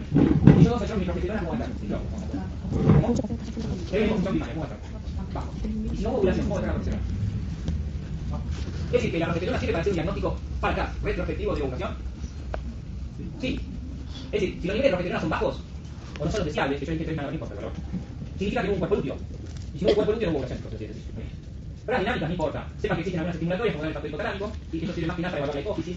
Dar algún antagonista del estrógeno, no sé si tronipeno, esto tiene que ver con bloqueo de feedback, no importa, estos son detalles, o darle desfase estadio que es fundamentalmente generar un negativo a través del estrógeno exógeno. Nadie va a preguntar nada de esto, simplemente sepan el concepto de que podemos medir o podemos hacer una prueba. Hoy por las pruebas estas prácticamente no se usan, ¿por qué? Porque se ha avanzado mucho y es muy fidedigno en los datos hormonales de lo que está pasando a los pacientes. ¿Está bien? Bien. ¿Cuáles pueden ser causas de un ciclo clásico? Vamos a ver un ciclo de ciclo, ¿sí? Vamos a ver la relación del ciclo. ¿Qué es esto? Este es. O que haya algo el ovario, es decir, una hipofunción primaria. ¿Qué puede? El efecto es central, ¿sí? Vamos a ver la ¿qué puede pasar a nivel del ovario que impida que actúe normalmente, que haya una disfunción glandular? Disfunción glandular, por ejemplo, por enfermedades autoinmunes, lo que se llama caso ovárica precoz, que habitualmente asocia a enfermedades autoinmunes. Que haya alguna alteración en los procesos enzimáticos. Que no haya ovario, esas son las principales causas de hipofunción primaria, es decir, que se destruya la glándula, que haya algún problema en la síntesis o que directamente no haya glándula. ¿Y la hipofunción secundaria? ¿Qué podrían ser? Este es el expresión de la causa, ¿sí? Hay otra causa importante que la van a ver en la clase que viene, que es la hiperprolactinemia, el aumento de platina. Esto es sumamente frecuente, de verdad. ¿Qué impulsa la hiperprolactinemia? Tiene factores de ciclo. ¿Y por qué pasa esto de la hiperprolactinemia genera trastornos en el ciclo? Ustedes lo vieron que la platina se autorregula. ¿Cómo se regula? Estimulando al factor que le inhibe, que la van a encontrar como PIF o dopamina. Esto es de 2, agonista de 2. ¿Qué hace normalmente la platina? Estimula el factor inhibidor. ¿Qué hace el factor inhibidor? Mantiene controlada la platina. Si existe una causa que llega a que la platina aumente mucho, por ejemplo un tumor en hipófisis o causas farmacológicas que hacen que la platina aumente, este exceso de platina va a generar un exceso de factor inhibitorio. Que no va a ser eficaz, no necesariamente para llegar a la platina. ¿Por qué? Porque hay algo que está sobreestimulando la platina, que puede ser repito, fármaco o que hace un tumor que se llama platinoma. Este exceso de, en definitiva, dopamina, como ustedes saben, la dopamina que hace con el esquema. Entonces este exceso de dopamina de por autorregulación, que no es eficaz en el caso de la hiperplatinemia, va a inhibir la pulsatividad de la secreción de hipotálamo. Porque las mujeres con hiperplatinemia, entre otras razones, tienen trastornos en el ciclo menstrual, es decir, habitualmente tienen lo que llamamos oligomenorrea. No, una pregunta. No.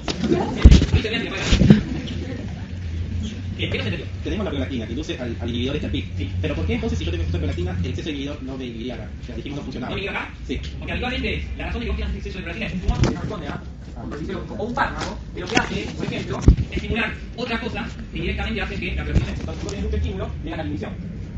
Esto no implica que el exceso de prolactina genere un exceso de PIC. Siempre vas a tener. Siempre vas a tener exceso de dopamina, por eso va a tener impacto a nivel de, por ejemplo, ¿me entendió, chicos? Sí. ¿Y con las hormonas tiroideas, en este caso? Con las hormonas tiroideas, en este caso, también una alteración en el epitiroideo puede generar trastornos musculares por otros temas. Un tema sería, entonces ustedes lo vieron, un hipotiroidismo primario que genera la cardiación. ¿Cómo está la cardiación en un hipo primario? Alta. Y la cardiación se sabe que es un importante estímulo de la platina. Y también las hormonas tiroides modifican la velocidad de transporte de los esteroides, con lo cual es más complejo del UTC. ¿Sí? Lo tienes con este concepto. ¿Está bien?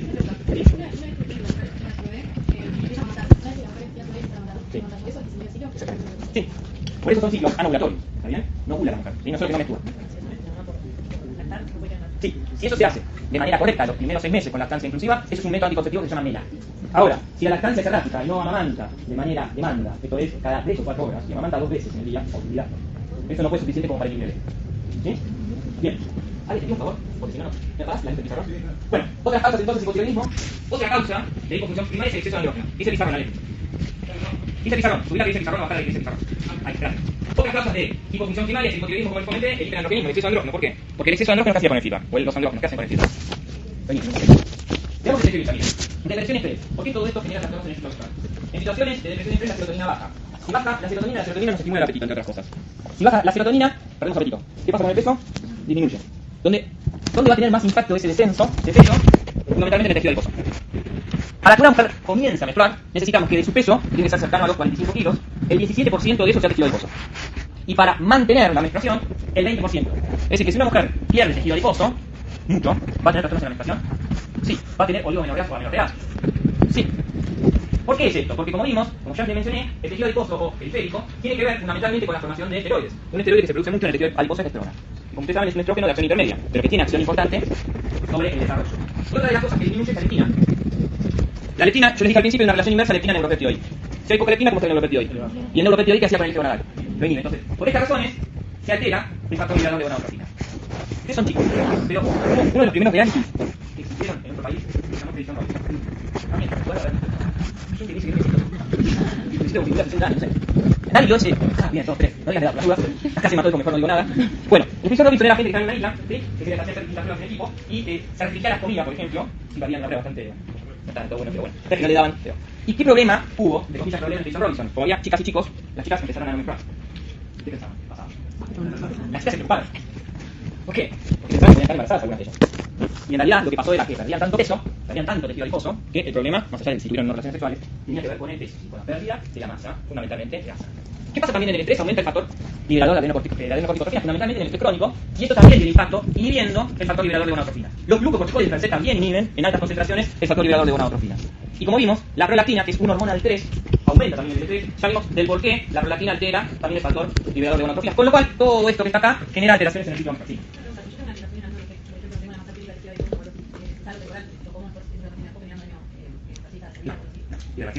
A no ser que vos tengas un trastorno cerebral y central, que es otro tema.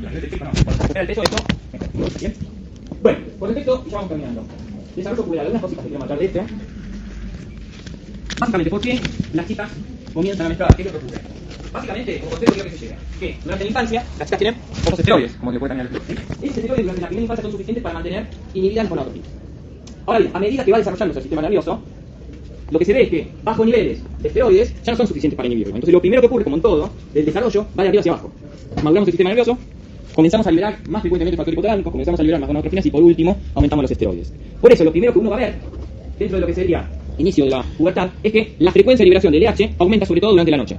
Van a ver un ejercicio en la guía de trabajos gráficos en donde les van a colocar distintas edades, 8, 10, 12 años, y les tienen que graficar qué pasa con el LH. Van a ver que al principio, a los 8 años está plana, a los 12 años comienzan a haber pulsos nocturnos y en el adulto obviamente tenemos pulsos a lo largo del día. Ese es el primer indicio, esos picos nocturnos de LH es el primer indicio de que la chica o el chico están entrando en su pubertad. Y obviamente, ¿cómo podemos evaluar todo esto? Tomando en cuenta las mujeres, tenemos algo que se llama estadios de Tanner, esto se utiliza mucho en pediatría, son 5 estadios en donde uno puede evaluar el desarrollo de la glándula mamaria o el desarrollo del vello púbico. Básicamente, lo primero que ocurre en las chicas, esto que está acá, que es la etapa 2, es la etapa del botón mamario. Lo primero que ocurre en las chicas cuando están entrando en la pubertad es el desarrollo de la glándula mamaria, eso se llama botón mamario. Habitualmente, este periodo antecede cerca de un año y medio a la primera menstruación o menarca. Hay algunas chicas que comienzan menstruando y lo más raro de ver. Y como ustedes ven, hay distintos estadios hasta llegar al estadio adulto que parece claramente una mamá operada. Claramente. Y lo otro que podemos ver es cómo es el desarrollo púbico, como les comenté, desde muy poquito pelo hasta el pelo adulto que está en invertido. ¿Bien? Última parte, 5 minutitos de esto. ¿Qué es climaterio? ¿Qué es menopausia? Más o menos esto ya lo saben. Definimos menopausia cuando por un año no hubo menstruación. ¿Bien? Menstruación, ¿qué ocurre? Esta alteración fundamentalmente porque van rehabilitando los ovarios. Entonces, ¿cómo hacemos diagnóstico de menopausia? Hacemos un diagnóstico retrospectivo en realidad. Para atrás, ¿está bien? Tomando referencia a la última menstruación, si pasó un año y hemos descartado otras causas que pueden dar origen a menorrea, si 12 meses después de la última menstruación descartamos que está todo en orden, es normal con la edad de la paciente, sabemos que esa mujer está menopausia. ¿Qué es la perimenopausia? Es el periodo inmediatamente anterior a la menopausia. ¿Qué vamos a ver acá? Que las mujeres comienzan a tener ciclos muy irregulares, sobre todo oligomenorrea, ciclos más prolongados, que ya comienzan a ver algunas características como las temporadas de calor, septicemia, la sequedad vaginal, y todo esto, este combo, habitualmente se acompañaba, y remarco esto, se acompañaba de algo que se llama síndrome de nido vacío. Se acompañaba. Bueno, porque habitualmente, 50 años, los hijos se van de la casa, se independizan, sí, con la madre de 50 años, digo, no, a los 50 años, se van de la casa. Y bueno, esto suma a lo hormonal. Entonces, cuando ustedes, su madre, su padre, digo, che, tomátela, andate de casa, ustedes tienen que decir que están haciendo fisiología. Que en realidad están evitando un síndrome muy, muy malo para la madre, que es el síndrome de nido vacío, para que esta menopausia transcurra de la mejor manera. Esa es una buena cosa. Bien. Posmenopausia, que es el periodo de tiempo que le sigue a la última menstruación. O sea, de la última menstruación en adelante, eso es posmenopausia. Y cuando hablamos de climaterio, en realidad incluimos como todo, lo previo a la última menstruación y lo que le sigue. ¿Está bien? Concepto, esto que implica rehabilitación del ovario, pérdida de la fertilidad. Y lo que vamos a ver, esto es un grafiquito de lo que ocurre, climaterio todo, posmenopausia, desde la última menstruación en adelante, perimenopausia, haciendo hincapié sobre todo lo que ocurre antes de la última menstruación. Lo que ustedes tienen que saber es, fundamentalmente, cómo va a ser ese perfil hormonal en esa mujer. Lo que vamos a encontrar es una FSH alta, ya sabemos por qué. Si inhibiéramos inhibina, obviamente va a estar baja. Y vamos a encontrar niveles de estrógenos muy por debajo de lo que es normal. Esto por lo menos lo tenemos que hacer en dos determinaciones. Si encontramos, típico, mujeres de 50 años con estrógenos de 50, 80, perdón, con FSH de 50, 80 y estrógenos bajos, ya sabemos que esa mujer está posmenopausia. ¿Quedó claro? Bien. Y esta es la razón por la cual ocurre esto, ¿sí? Menor actividad folicular, menor inhibina, aumenta mucho la FSH y todo esto porque se produce también porque hay una claudicación en la producción de estrógenos. ¿Qué es lo que le pasa a la mujer con menopausia? Fundamentalmente, más allá de la infertilidad, vamos a encontrar una pérdida de masa ósea. Esto tiene que ver por los bajos niveles de estrógenos. Recuerden que los estrógenos estimulaban la actividad autográfica. Comienzan a aumentar los residuos cardiovasculares, lo mismo, por caída de los estrógenos. Recuerden que en este caso la relación HDL-LDL, ese círculo virtuoso que generan los estrógenos, caída de estradiol hace que aumente el nivel de colesterol, disminución del tracto vaginal, sequedad vaginal, que los coitos sean dolorosos. Todo esto realmente es un problema, ¿sí? Porque son un montón de cambios una tras de otra. Bueno, y es lo último. Yo no quiero terminar esta clase porque estamos a tiempo por ir, no sé por qué. Pero yo no quiero que ustedes, estudiantes de medicina, no sepan lo que es anticoncepción de emergencia. ¿Por qué? Porque tenemos los fundamentos fisiológicos para entender qué es esto. Entonces, cuando hablamos de anticoncepción de emergencia, estamos hablando de una anticoncepción que se puede utilizar en cualquier momento. Punto número 1. ¿Por qué es de emergencia? Porque la tengo que usar inmediatamente después de la relación de riesgo. No, 2 días después, 3 días después. ¿Y en qué se basa básicamente la anticoncepción de emergencia? En progestágenos. ¿Y para qué vamos a dar progestágenos? No vale leerlo. ¿Para qué vamos a usar alta dosis de progestágenos a una mujer que queremos que no se embarace? ¿Qué hacemos si damos progesterona? ¿Qué va a pasar con el moco? Se pesa. Punto número 1. Se pesa. Entonces, ahí sí, esto sería una dificultad para que pase el espermatozoide. Bien. ¿Qué va a pasar con la actividad ciliar? Disminuye. Esto va a hacer que el espermatozoide le cueste más llegar hasta el óvulo y que se desgaste pobre ahí matándose para ascender, que no va a poder ascender. Bien. ¿Qué significa? Aquí apunto con todo esto. La anticoncepción de emergencia no es un abortivo. Punto número 1. No genera abortos. Dificulta la implantación. En cierta forma crea un ambiente un poquito más hostil, entre comillas. Pero si hubo fecundación, habitualmente lo que ocurre es que hay embarazo. Porque de hecho, las mujeres que tienen embarazadas problemas con riesgo de perder el embarazo, ¿qué creen que se le da? Progesterona. ¿Por qué? Porque relaja la musculatura, porque es sostén hormonal, porque estimula la secreción glandular. Entonces, y con esto termino, como concepto. No interrumpen el embarazo, si ya hubo fecundación, y el mecanismo de acción es básicamente impedir crear un ambiente hostil para que el espermatozoide pueda fecundar. ¿Está claro, chicos? Listo. Hemos terminado. Empiezo.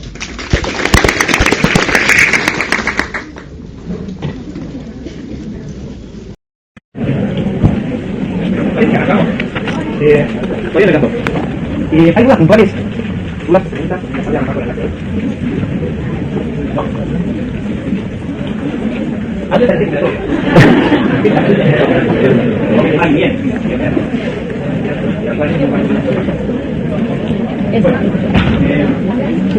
Bueno, luego arrancamos.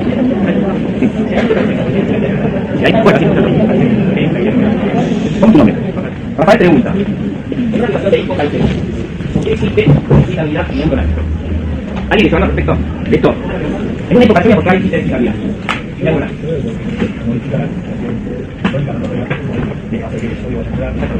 Bueno, porque es eso lo que se cree. Está en todo montado, pero lo que vos estás explicando es lo que se cree que pasa. Bueno, está perfecto. Se va a alterar la modulación de la concentración de extracomunitarios, que va a hacer que obviamente se pueda hacer. Entonces, ante esta situación de cambio en un cation, como el calcio, hay un movimiento de otro cation que implica el ingreso del sodio a la célula, es polarización y por esto se cree que hay hiperexcitabilidad. Esa es la razón. ¿Alguna otra duda? Bueno, arrancamos entonces con la clase de hoy. Hoy acá tenemos dos partes. Básicamente vamos a ver prolactina, que es la que quedó ahí aislada de la hipófisis, que todavía no han visto. Vamos a hablar básicamente de la función de la prolactina, que está regulada. Es sumamente importante la prolactina por muchos motivos. Primero porque dentro de las hormonas producidas por la hipófisis es una de las que más fácilmente se altera. Y la vemos diario, esta alteración, por lo menos la versión de especialidad. Por lo cual es algo que se va a tocar en algún momento. Y por último vamos a hablar un poquito de lo que es el electro hormonal masculino, que no es tan entretenido como el femenino. ¿Podrás cerrar la puerta, por favor? Bueno, ¿qué tiene que saber de la prolactina? Como le dimos siempre, a las hormonas tenemos que hablar primero de se produce en la hipófisis. ¿En qué tipo de células? Bueno, las células lactotróficas. Perfecto. Y si uno analizaría todas las células que están en la hipófisis, en la hipófisis, tenemos el receptor de hormona de crecimiento, las células productoras de prolactina, de testosterona, de gonadotrofina. Entonces, ¿qué crees? ¿Cuál es la célula que representa mayor cantidad en cuanto a la producción hormonal? ¿No hay más? ¿Células productoras de qué? No. ¿Me dice de prolactina? ¿Alguien dice otra cosa? Para mí la LH-TSH. Acá me dicen la gonadotrofina. Acá me dicen que hay 70% de células productoras de prolactina. No. 25. Bueno, aunque no lo crean, la mayor proporción en masa celular productora en la hipófisis es la célula que produce hormona de crecimiento. A pesar de que hay poca hormona de crecimiento. ¿Está bien? Por esa pregunta es fácil. Bueno, células lactotróficas. Muy bien. Si analizamos el tipo de hormona desde el punto de vista bioquímico, ¿qué podemos decir de la prolactina? Que es una hormona proteica, perfecto, y que es parecida a quién. A la que hace Y la lactoplacental. La lactoplacental. Es decir, que estas tres hormonas forman parte integrante de un conjunto que se llama somatolactotropina. Y es importante que ustedes recuerden esto porque el mecanismo de acción, que realiza por ejemplo el metabolismo intermedio, es bastante parecido. ¿Sí? Con la salvedad, con mi salvedad que el impacto que tiene la prolactina sobre el metabolismo de hidrato de carbono es prácticamente nulo, como si lo tiene la hormona de crecimiento de la lactoplacental. ¿Está claro? Después podemos decir que las tres son lipolíticas y las tres son anabólicas, proteicas. ¿Está bien? Y al igual que lo que ocurre con la hormona de crecimiento, en esto es muy parecido, existen distintas formas moleculares circulando, tanto para GAS como para la prolactina. Tenemos la forma monomérica, la forma dimérica y la forma polimérica. Al igual que lo que le pasaba a la hormona de crecimiento, podemos decir que la forma monomérica, que es más chiquitita, que es más activa, y las formas diméricas y poliméricas prácticamente carecen de la actividad biológica. ¿Y por qué será importante saber esto? A lo que es fisiológico no nos aporta demasiado más lo que acabo de señalar. Si a los siguientes diagnósticos, porque muchas veces podemos encontrar pacientes que tienen prolactina elevadísima sin prácticamente impacto desde el punto de vista químico. Y estos se debe a que son predominantemente formas inactivas como la polinitis hiperalérgica. ¿Está bien? Muy bien. ¿Qué tipo de receptor utiliza la prolactina? Ahí se dijo que es un receptor de membrana, pero dentro del receptor de membrana. Bien, relacionados a terminal, es decir, receptores de la familia de las citoquinas. Perfecto, está asociado a la reacción. Recuerden que, estructuralmente, pueden haber algunas confusiones con respecto a este receptor y el receptor de tirosina quinasa. Acá la fosforilación no está dada sobre el receptor, es decir, no hay autofosforilación del receptor como si ocurre con el receptor de insulina. Acá es la yaroquinasa la que tiene una secuencia de fosforilaciones que van hacia afuera y hacia adentro, es decir, hacia el receptor y hacia adentro de la célula, que es lo que va a generar el efecto biológico. ¿Cómo circula el plasma de la prolactina? Se cree libre, aunque hay algunos que postulan que podría haber algún tipo de proteína de transporte, como le pasa a la hormona de crecimiento. Para el examen circula libre. Bueno, estos autores han visto el receptor de la familia citoquina para destacar algunas cosas, las yaroquinas aquí. Esta vía es la vía de la proteína que tiene que ver con los efectos tróficos, que es compartido por el receptor de insulina, que es la conclusión que dije antes, y también hay una secuencia que está relacionada con IPK3, que tiene que ver con los efectos biológicos rápidos y metabólicos que pueden ejercer tanto la prolactina como la lactosa transitaria como obviamente la hormona de crecimiento. ¿Está claro? Muy bien. ¿Dudas hasta acá? Bien. Ritmo circadiano. Y también casi con los glucocorticoides paradigma de aquellas que tienen un ritmo circadiano bien claro. ¿Se acuerdan de qué era el ritmo circadiano? ¿Cómo? ¿Cómo fluctúa? Los niveles normales más de 24. Perfecto. Bien, ¿cómo es el ritmo circadiano de la prolactina? ¿Qué decía? Acá me dice que durante el sueño tiene la quimio. ¿Verdad? En fase 1 me acotar acá. Bueno, ahora analicemos un poquito. 7 de la mañana, 2 de la tarde, 10 de la noche. 7 de la mañana, si consideramos estos 3 horarios, va a ser máximo a las 7 de la mañana, va a tener su valle cercana a las 2 de la tarde y va a comenzar a picar en una curva ascendente hacia la noche. Esto estaría también con lo que ustedes me dijeron después. Ahora, ¿y por qué sería importante saber esto? ¿Tiene alguna utilidad? Bien, en este momento haríamos un dosaje hormonal. Habitualmente la prolactina se mide entre las 7 y las 8 de la mañana. Porque sabemos que debe encontrar el nivel máximo de secreción.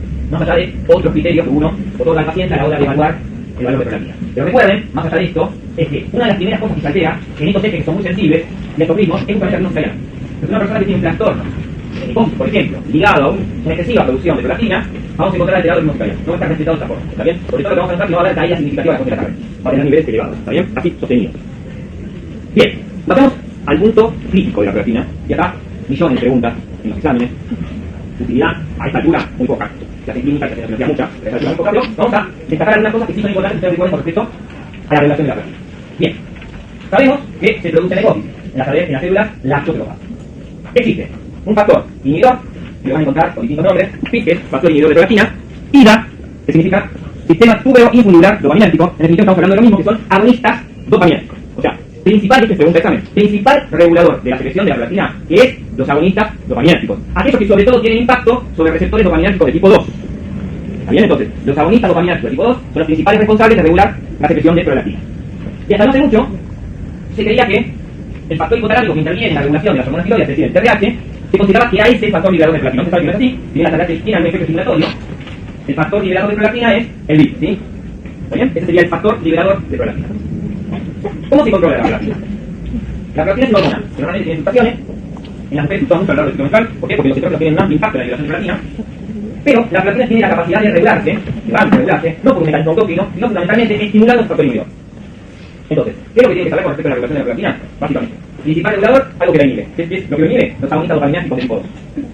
¿La prolactina tiene capacidad de autorregularse? Sí. ¿Cómo lo hace? No, vuelvo a decir, no confundan la autorregulación con un mecanismo autócrino. No es un mecanismo autócrino. Se autorregula como estimulando el factor inhibidor. Y obviamente existe un factor estimulador que es el BIP. ¿Está bien? Muy bien. Dentro de todo esto, hay un montón de factores que actúan estimulando la dopamina. Esto es lo mismo. El 3 agudo. El 3 agudo es un potente estimulante de la liberación de prolactina. ¿Aquí consideramos el 3 agudo? ¿Qué sería el 3 agudo? Un ejercicio, perfecto. ¿Qué más? ¿Cómo? ¿Un examen? Más de 2 horas de estudio, no directamente por la en sí mismo, pero está bien. ¿Qué más? ¿Cómo? Bien, entonces, todo eso puede provocar la liberación de prolactina. ¿Succión de qué son? O el estímulo de qué son. ¿Por qué aclaro esto? Porque todas estas cosas que yo estoy marcando es lo que le decimos a las fundamentalmente mujeres que van a controlar su nivel de prolactina. ¿Está bien? Puede tener que decir, hacer en un momento particular del ciclo, cuando hay poca influencia de los estrógenos, es decir, los primeros días del ciclo menstrual, si están entrando, te tenés que decir esto, evitar el desagüe. ¿Cómo evito? Que no vaya cambiando el laboratorio, ¿sí? Que no vaya manejando en hora pico. Habitualmente la prolactina se mide entre las 7 y las 8 de la mañana. Llega al laboratorio y tiene que quedar reposando por lo menos 15 minutos, con alceme, porque todo esto influye en el dosaje de prolactina. El coto, sobre todo en las mujeres. Eso también estimula la prolactina, por eso las mujeres que se van a medir prolactina se dice en el día de la sexual, se el dosaje. Y otros factores que son más bien centrales, la verdad, como les mencioné, la serotonina, la melatonina, la encefalina, los agonistas H1. ¿Por qué es esto importante? Porque hay algunos fármacos que actúan bloqueando o estimulando estos receptores y que obviamente tienen impacto en la liberación de prolactina. Los estrógenos, estimulando el ejercicio como estrés agudo, opioides y oxitocina. Todos estos son estimulantes de la liberación de la prolactina. Y dentro de los inhibidores, obviamente, y esto lleva la principal acción es los agonistas dopaminérgicos, que es, repito, principal regulador, no es inhibidor, principal regulador de la prolactina. El electrónico, ¿se acuerdan que hicimos un repaso hace un par de clases de estrés? Yo les hablé, y dije, el estrés crónico, que había hormonas que tenían la respuesta bifásica, aumentaban en el agua y salían en el electrónico. ¿Esa verdad? Ay, te pinta poquito, parece. Entonces, estrés crónico. Estrés agudo, aumentaban de hormonas, ¿se acuerdan? Adrenalina, glucagón, noradrenalina, pH y prolactina. En el estrés crónico, estas hormonas suelen caer. Agonistas ácidos, el GABA, los glucocorticoides y las hormonas tiroides son fundamentalmente inhibidores. Una consulta. Yo leí que en el estrés agudo se liberaban glucocorticoides, pero no es así. No. El estrés crónico, cuando hablamos de estrés crónico, estamos pensando en días, semanas, meses, y no minutos. La respuesta aguda es milisegundos. La respuesta crónica, minutos, días, meses. ¿Vale? Bueno, ¿cuál es el principal o cuáles son los mecanismos de acción de la prolactina? Fundamentalmente, obviamente a través del receptor de membrana, a través de la sanguinasa.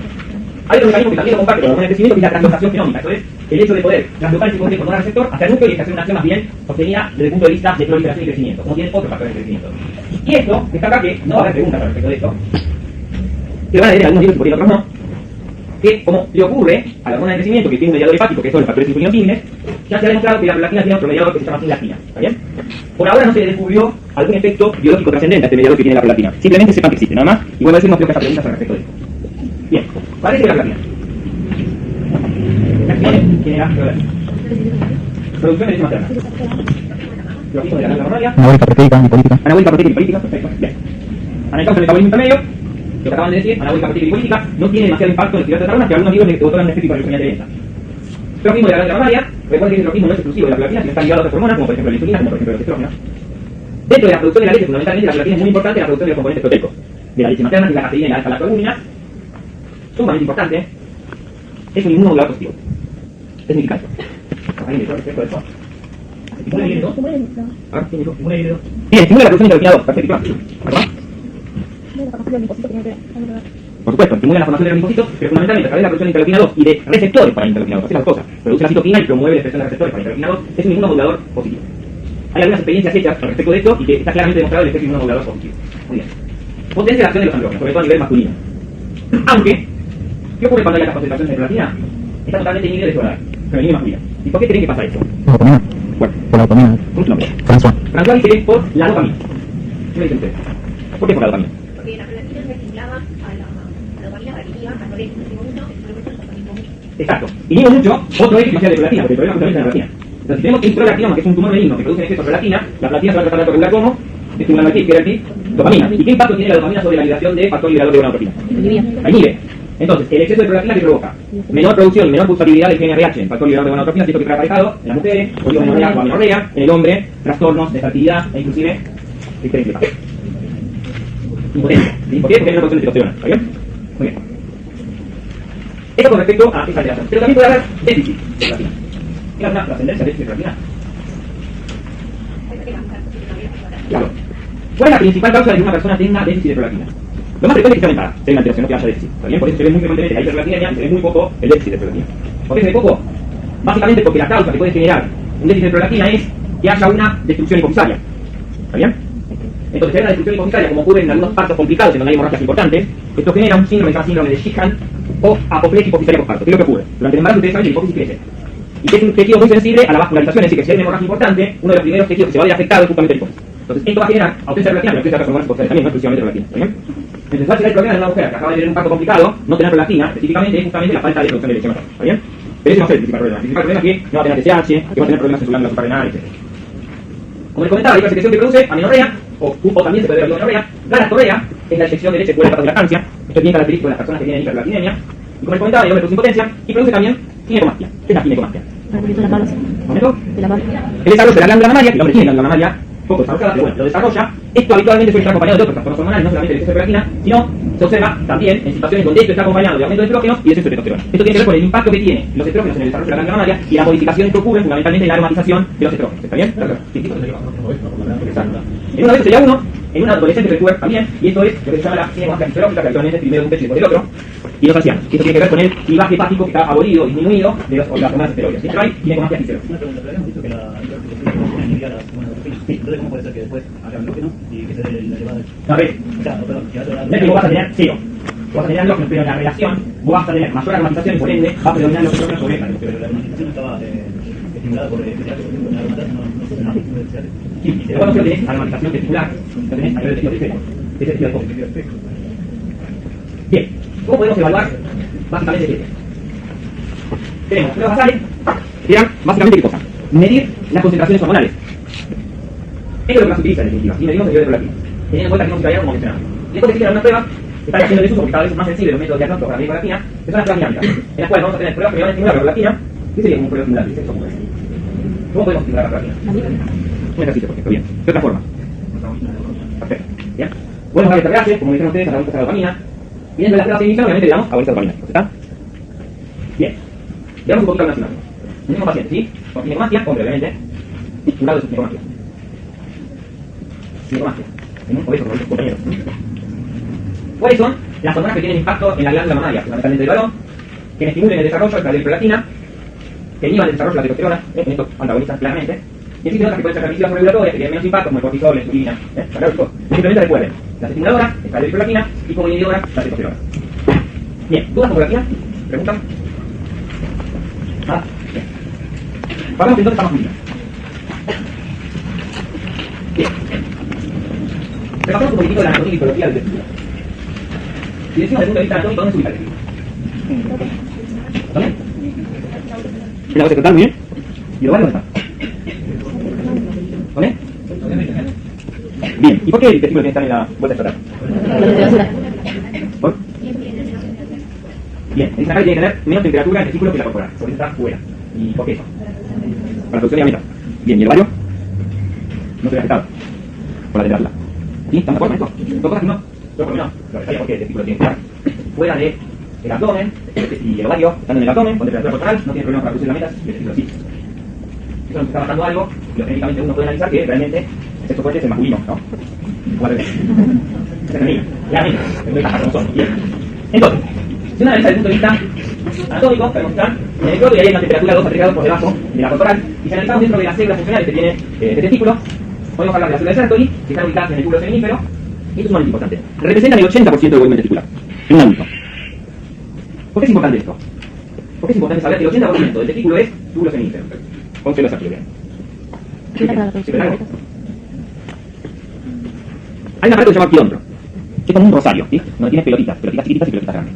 Entonces, uno con eso lo que puede hacer es evaluar el volumen testicular. Entonces, si tenemos un testículo chiquito, lo que nos está marcando es que la célula de Sertoli, ¿cómo va a estar? ¿Va a haber mucho o poca? ¿La espermatogénesis va a estar normal o va a tener que estar reducida? Reducida. Bien, sirve para eso.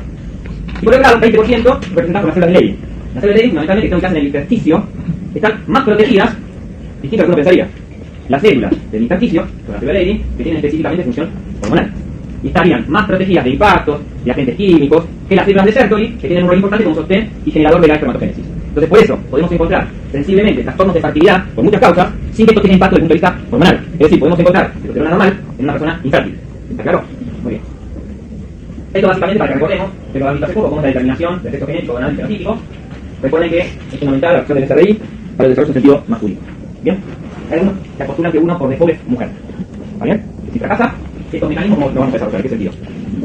Femenino. Es decir, que para que se desarrolle en sentido masculino, obviamente todo tiene que funcionar bien. Pero si hay alguna falla, vamos para este lado. ¿Está bien? Se desarrolla más fácilmente en sentido femenino que masculino. Bueno. Está. Es complicado, hay que diferenciar entre cromosómicos. Bueno, ¿cómo se pone el control de la diferenciación? Básicamente, ¿qué necesitamos para la diferenciación? La masculina.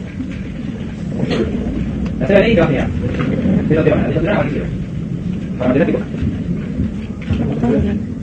Desarrollo epidídico, producto de diferencia de células seminales. ¿Está bien? Y por el otro lado, tenemos la dihidrotestosterona, que va a tener claramente impacto sobre el tiempo. Perfecto. Por el otro lado, la célula de Sertoli, ¿qué genera? Antiboleriana. ¿Para qué sirve la antiboleriana? Perfecto. ¿Para qué serviría? Punto de mirar. ¿Me viene? Pregunta examen. ¿Cómo impactan los distintos andrógenos en qué sector del aparato genital masculino? Entonces, como vemos que todo lo que está en rojo tiene claro impacto de la testosterona. ¿Qué sería lo que está en rojo? Bueno. Las celulares, el conducto diferente, el epidídico y el conducto diferente. Bien, ¿y en azul qué encontramos? La pelota está el pene. Perfecto. Bien, entonces, fundamentalmente, recuerden esto, porque van a ver algunos ejercicios en la guía donde se habla un poco de cómo bloquear la dihidrotestosterona, la producción de dihidrotestosterona y por qué. Esto tiene que ver impacto sobre qué órgano afecta específicamente la dihidrotestosterona. Recuerden que la dihidrotestosterona es mucho más potente que la testosterona. ¿Cómo se genera la dihidrotestosterona? A partir de una enzima que es la 5-alfa. Bien. ¿Cómo se controla el eje? Un eje clásico, obviamente tiene un control dado por una hormona hipotalámica, que es el factor regulador de la gonadotropina, que va a tener impacto sobre la LH y la FSH. La LH y la FSH va a tener impacto en distintos tejidos. La LH fundamentalmente va a estar sobre la célula de Leydig. Es decir, que esto es homologable a 10 células de ovario. Y la FSH va a tener mayor impacto sobre quién? Sobre la célula de Leydig. Perfecto.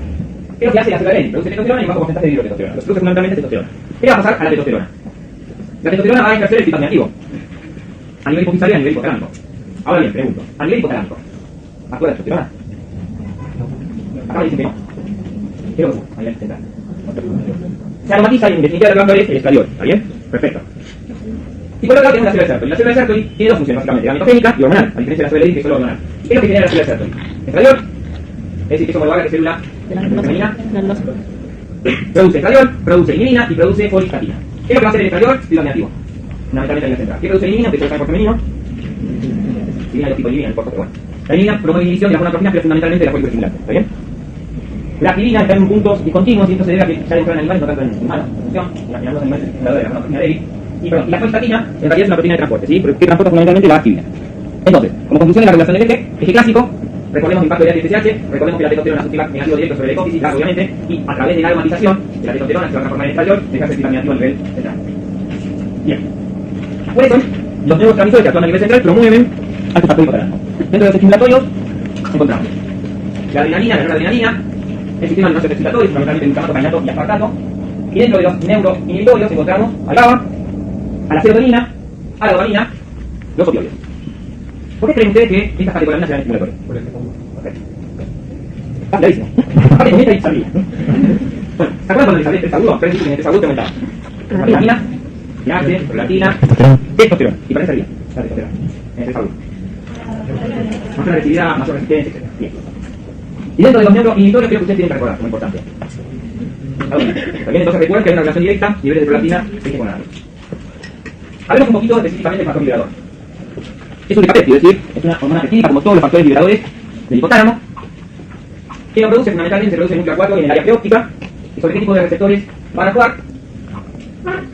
¿Sobre qué tipo de receptores? Perfecto, 7 meses, o sea, proteínas.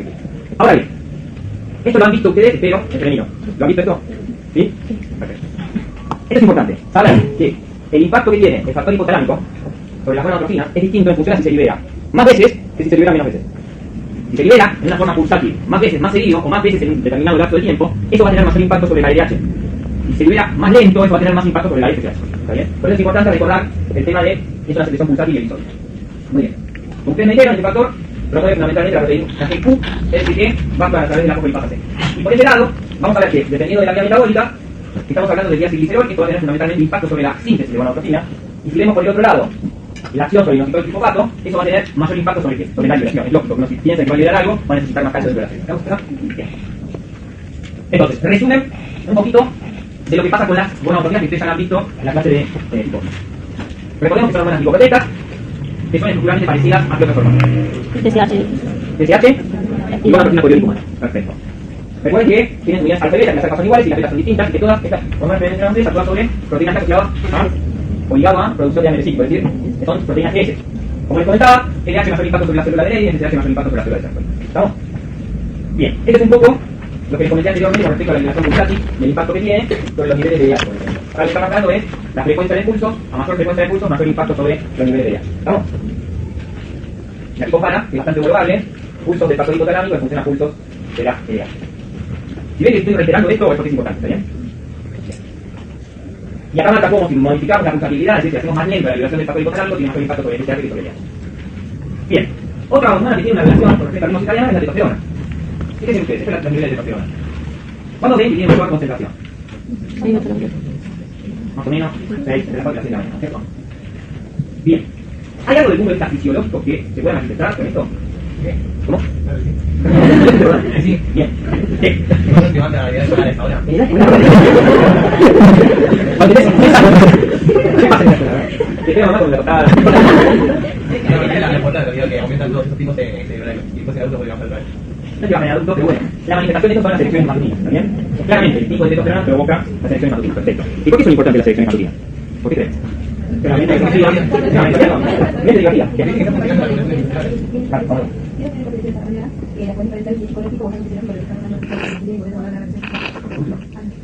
Ana dice que esto es importante para diferenciar. Yo te lo traduzco un poco, te lo resumo. Para alguien que tiene una disfunción orgánica, es decir, que tiene problemas con la producción de testosterona, etc., muchas otras, y alguien que tiene problemas con respecto a impotencia. ¿Se entendió? Bien, entonces, si alguien tiene erección matutina, significa que el sistema funciona bien. Es decir, significa que hay testosterona, que los tejidos responden a la testosterona y que hay erección. Y si esto pasa en matutino y no pasa cuando estoy en una relación sexual, obviamente hay un problema ahí de tipo psicológico. ¿Sí? ¿Está bien? ¿Se entiende? Pero básicamente, más allá de esto que está bueno desde el punto de vista clínico, es importante que existan erecciones matutinas porque esa es la forma de oxigenar el pene. Esa es la principal forma de que le llegue un buen aporte de oxígeno al pene. ¿Está claro? Bien. Bueno, hablemos un poquito de las funciones de la célula de Sertoli y otra pregunta de examen. ¿Para qué sirve la célula de Sertoli? Espermatogénesis. ¿Cómo? Espermatogénesis. Espermatogénesis. Díganme un poquito de espermatogénesis. A ver qué recuerdan de espermatogénesis. ¿Qué recuerdan? ¿Habían visto el día? ¿Cómo? Perfecto. ¿Por qué es importante? César, recuérdame un poco por qué es importante esa barrera. Estaba muy cercana a los ovarios. Entonces podía tener una respuesta inmune por la voz. Sí, que generaba un rechazo a estos hormonas. Sí, ¿se acuerdan de esto? No, a ver, ¿por qué? A ver, empecemos un poquito más allá. ¿Por qué en los primeros estadios de estragonia puede ser una respuesta inmune? Sí. ¿Qué más? ¿Qué está perfecto? ¿Qué más? Bien, ¿qué más? Bien. Y algo que no viene pensando, lo viene muy por arriba, el 1 tiene que ver con la seriedad. Tiene un valor. Bien. Te escucho. Lo que sepas, por lo que quieras aportar. No, que tenemos un compatibilidad que tiene una cosa para separatismo. Todas las células tienen algún tipo de HLA.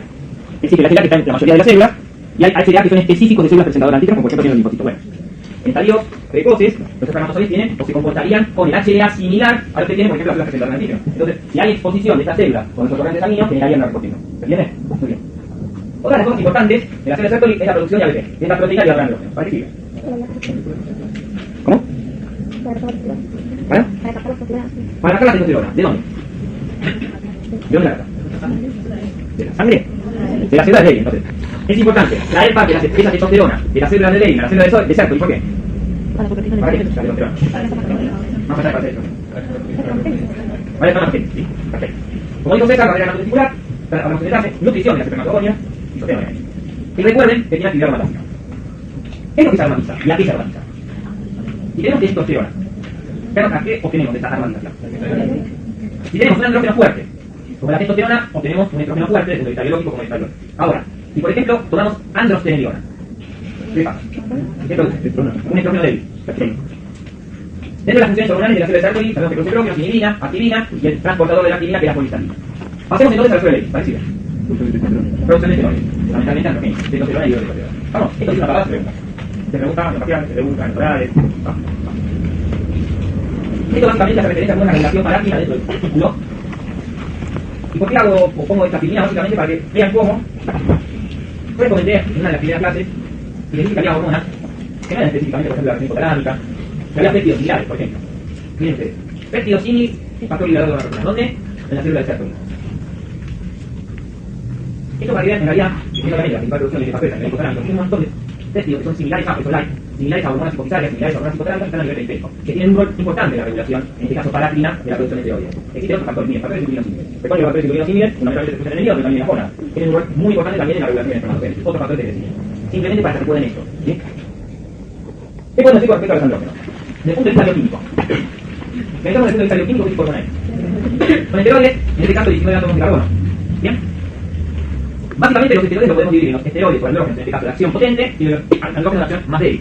Dentro de los andrógenos de acción potente son llamados 17 hidroxiderivados. Y dentro de los 17 hidroxiderivados, ¿qué encontramos? La dihidrotestosterona, la testosterona y los androstenediones. También lo pueden encontrar como que son los derivados delta 5. Delta 5 porque el androstenedión es delta 4, que es el paradigma de los débiles, que son los 17 cetoderivados. ¿Cuáles forman estos? La DEA sulfato y la androstenediona, ruta delta 4. A los fines prácticos, estos andrógenos prácticamente carecen de potencia biológica, los andrógenos biológicamente potentes, testosterona, dihidrotestosterona y los androstenedios. ¿Qué necesitamos para producir estos esteroides? ¿Cuáles son los técnicos? Colesterol. ¿Y dentro del colesterol qué? El LDL de colesterol. Básicamente, el 70% lo origina del LDL de colesterol, hay un 20% que tiene la síntesis de nuevo a de ciclo. ¿Cómo circula el plasma? ¿Cómo? Unidos en porcentaje libre. ¿Unido a qué? En esto van a encontrar mucha discrepancia dependiendo del que lo vean. Pero básicamente, viajan unidos mayoritariamente a la albúmina, unido a la SHBG, que es la globulina específica, y un porcentaje muy bajo libre. Como hay mucha discrepancia, primero no tiene sentido que sepan el porcentaje, ¿está bien? No tiene ningún sentido. Sí tiene sentido que sepan, por ejemplo, que la hormona tiroidea viaja fundamentalmente unida al TBG. Estoy pasando la pregunta que están, TBG, ¿está bien? Pero acá, si leen el recitero van a decir por ahí, inclusive aquí, o pone más SHBG que alguna, si leen el al revés, así como hay mucha discrepancia en esto, no va a ser una pregunta. Esta pregunta está y por eso está en negrita. De testosterona disponible. Más allá de que se puede preguntar esto, recordad el concepto. Aquella hormona de testosterona disponible, aquella testosterona que puede actuar. Y para poder actuar, necesita o que esté libre, o que esté unido a algo que lo une la alimente. ¿Y qué? La albuña. Entonces, es la testosterona disponible, la libre, más la que ya unida a la albuña. ¿Qué tipo de receptor tienen los esteroides sexuales? Intracelulares. Y dentro de los intracelulares, ¿qué otra característica podemos mencionar? ¿Cómo? Perdón. Citoplasmáticos. Bien. ¿Y tiene algún mecanismo de acción distinto, por ejemplo, de los nucleares? Me está diciendo para eso un cambio, a ver, por acá. Y esta información que citoplasmático no puede pasar a núcleo a través de bien, ¿ya está ¿este? Perfecto. ¿Están todos de acuerdo con lo que acabamos de decir? Bien, vamos a ver un poquito de dónde se produce y cómo se metabolizan estos andrógenos. Básicamente, la zona, testículo y ovario, que es un andrógeno, la glándula suprarrenal y los tejidos periféricos, fundamentalmente el tejido adiposo. Los otros son ciclos de producción de andrógenos. Veamos un poco la afinidad. ¿Qué afinidad tienen por la globulina específica? La globulina específica no es específica de la testosterona, sino de esteroides sexuales. Entonces vean, ¿quién tiene más afinidad? Está más potente. Los estrógenos tienen afinidad por este SHBG. Los andrógenos débiles, prácticamente poco, y un andrógeno fuerte, como es la negreta 5 de androstenediol, tiene un bajo porcentaje. Recuerden esto fundamentalmente, que la dihidrotestosterona, tomando como referencia la testosterona como unidad, que es el 100%, la dihidrotestosterona tiene mayor afinidad por la SHBG. Y esto es interesante porque esto nos marca qué elementos, qué situaciones pueden modificar la globulina transportadora. Y muchas de estas cosas se pueden utilizar también, por ejemplo, para la PBG. Miren ustedes, una persona hipertiroidea produce más SHBG. Si tenemos más SHBG, ¿qué va a pasar? ¿Va a haber más unidad? Recuerden que la SHBG es una más potente. Entonces, ¿cómo se va a expresar eso? ¿Cuál es el descenso? El descenso de la actividad, el descenso de la actividad biológica porque va a estar más unida. Entonces, si eso yo lo traslado el concepto de testosterona biodisponible, que era la libre más unida de la albuña, ¿qué va a pasar a la testosterona biodisponible? Va a disminuir porque mi punto tal va a estar más unida a quién. ¿Entendió? Y otra cosa estimula el SHBG, los estrógenos particularmente estimula todas las globulinas transportadoras, la TBG, la transportina, la TBG y obviamente la SHBG. La edad, mayor edad, mayor SHBG, por eso el nombre de la fertilidad, situaciones de inflamación en el hígado dormita. Y vamos a ver pues, qué situaciones bajan la SHBG, por ende, y vamos a pasar con la biodisponible. El hipotiroidismo, andrógenos débiles, la obesidad, el exceso de cortisol, el exceso de hormona de crecimiento, la hiperinsulinemia. De todo esto, ¿qué quiero que recuerden? La hiperinsulinemia. Es decir, la insulina en exceso disminuye esta globulina de transporte. Por eso, todo medio va de la mano, ¿no? Obeso, hiperinsulinemia. Las personas obesas pueden tener trastornos en la fertilidad, sí. Si fuera una mujer obesa, esto puede estar relacionado a muchas cosas, pero hay un síndrome que se llama polisomial. No hay trastorno no solo en la proteína de transporte, como ustedes vieron, también trastorno de estrógeno, sino también hay una alteración en la diacilciloxidasa. Recuerden que la insulina estimulaba la esterogenesis a través de la diacilciloxidasa. Entonces, ese desbalance puede provocar trastornos en la fertilidad. ¿Dónde encontramos receptores para los andrógenos? Muchos tejidos, todo lo que llamamos genitales, próstata, vesícula seminal, genitales externas, testículos, folículo piloso y glándula sebácea. ¿Por qué es importante saber esto? Folículo piloso, glándula sebácea, glándula pilosa. Que los carácteres que ustedes manifiestan las hormonas son bello en diferentes partes del cuerpo. Por ejemplo, pero el bello puede estar relacionado con el tipo de factor que está centrándole en la muerta y el entero, pues el bello tiene problemas. bien, ¿cómo puede ser constitucional? Bien, claro. Bien, y no ingresa, bien. Sí, puede ser totalmente normal o ser constitucional. Como la glándula normal, no es, tiene un estrógeno, no tiene nada, tiene músculo. Hay también algo constitucional, eso está bueno. Bien, miren esto, músculo esquelético y cardíaco. ¿Tiene impacto en el muscular? ¿Para qué sirve? ¿Desarrollo muscular en el hombre? Sí. Bien, la forma muscular. Si comparas más muscular hombre mujer, ¿quién tiene más? Normalmente, ¿no? Hombre. ¿Y eso tiene impacto en el marcito? Sí. Bien, ¿tiene mayor perfil? ¿Por qué? Perfecto, bien encontrado. Pregunta también, amigos. A nivel hepático. Tiene obviamente receptores, a nivel renal, tejido graso, un parámetro importante. ¿Hueso y cartílago? ¿Para qué? ¿Para qué es importante?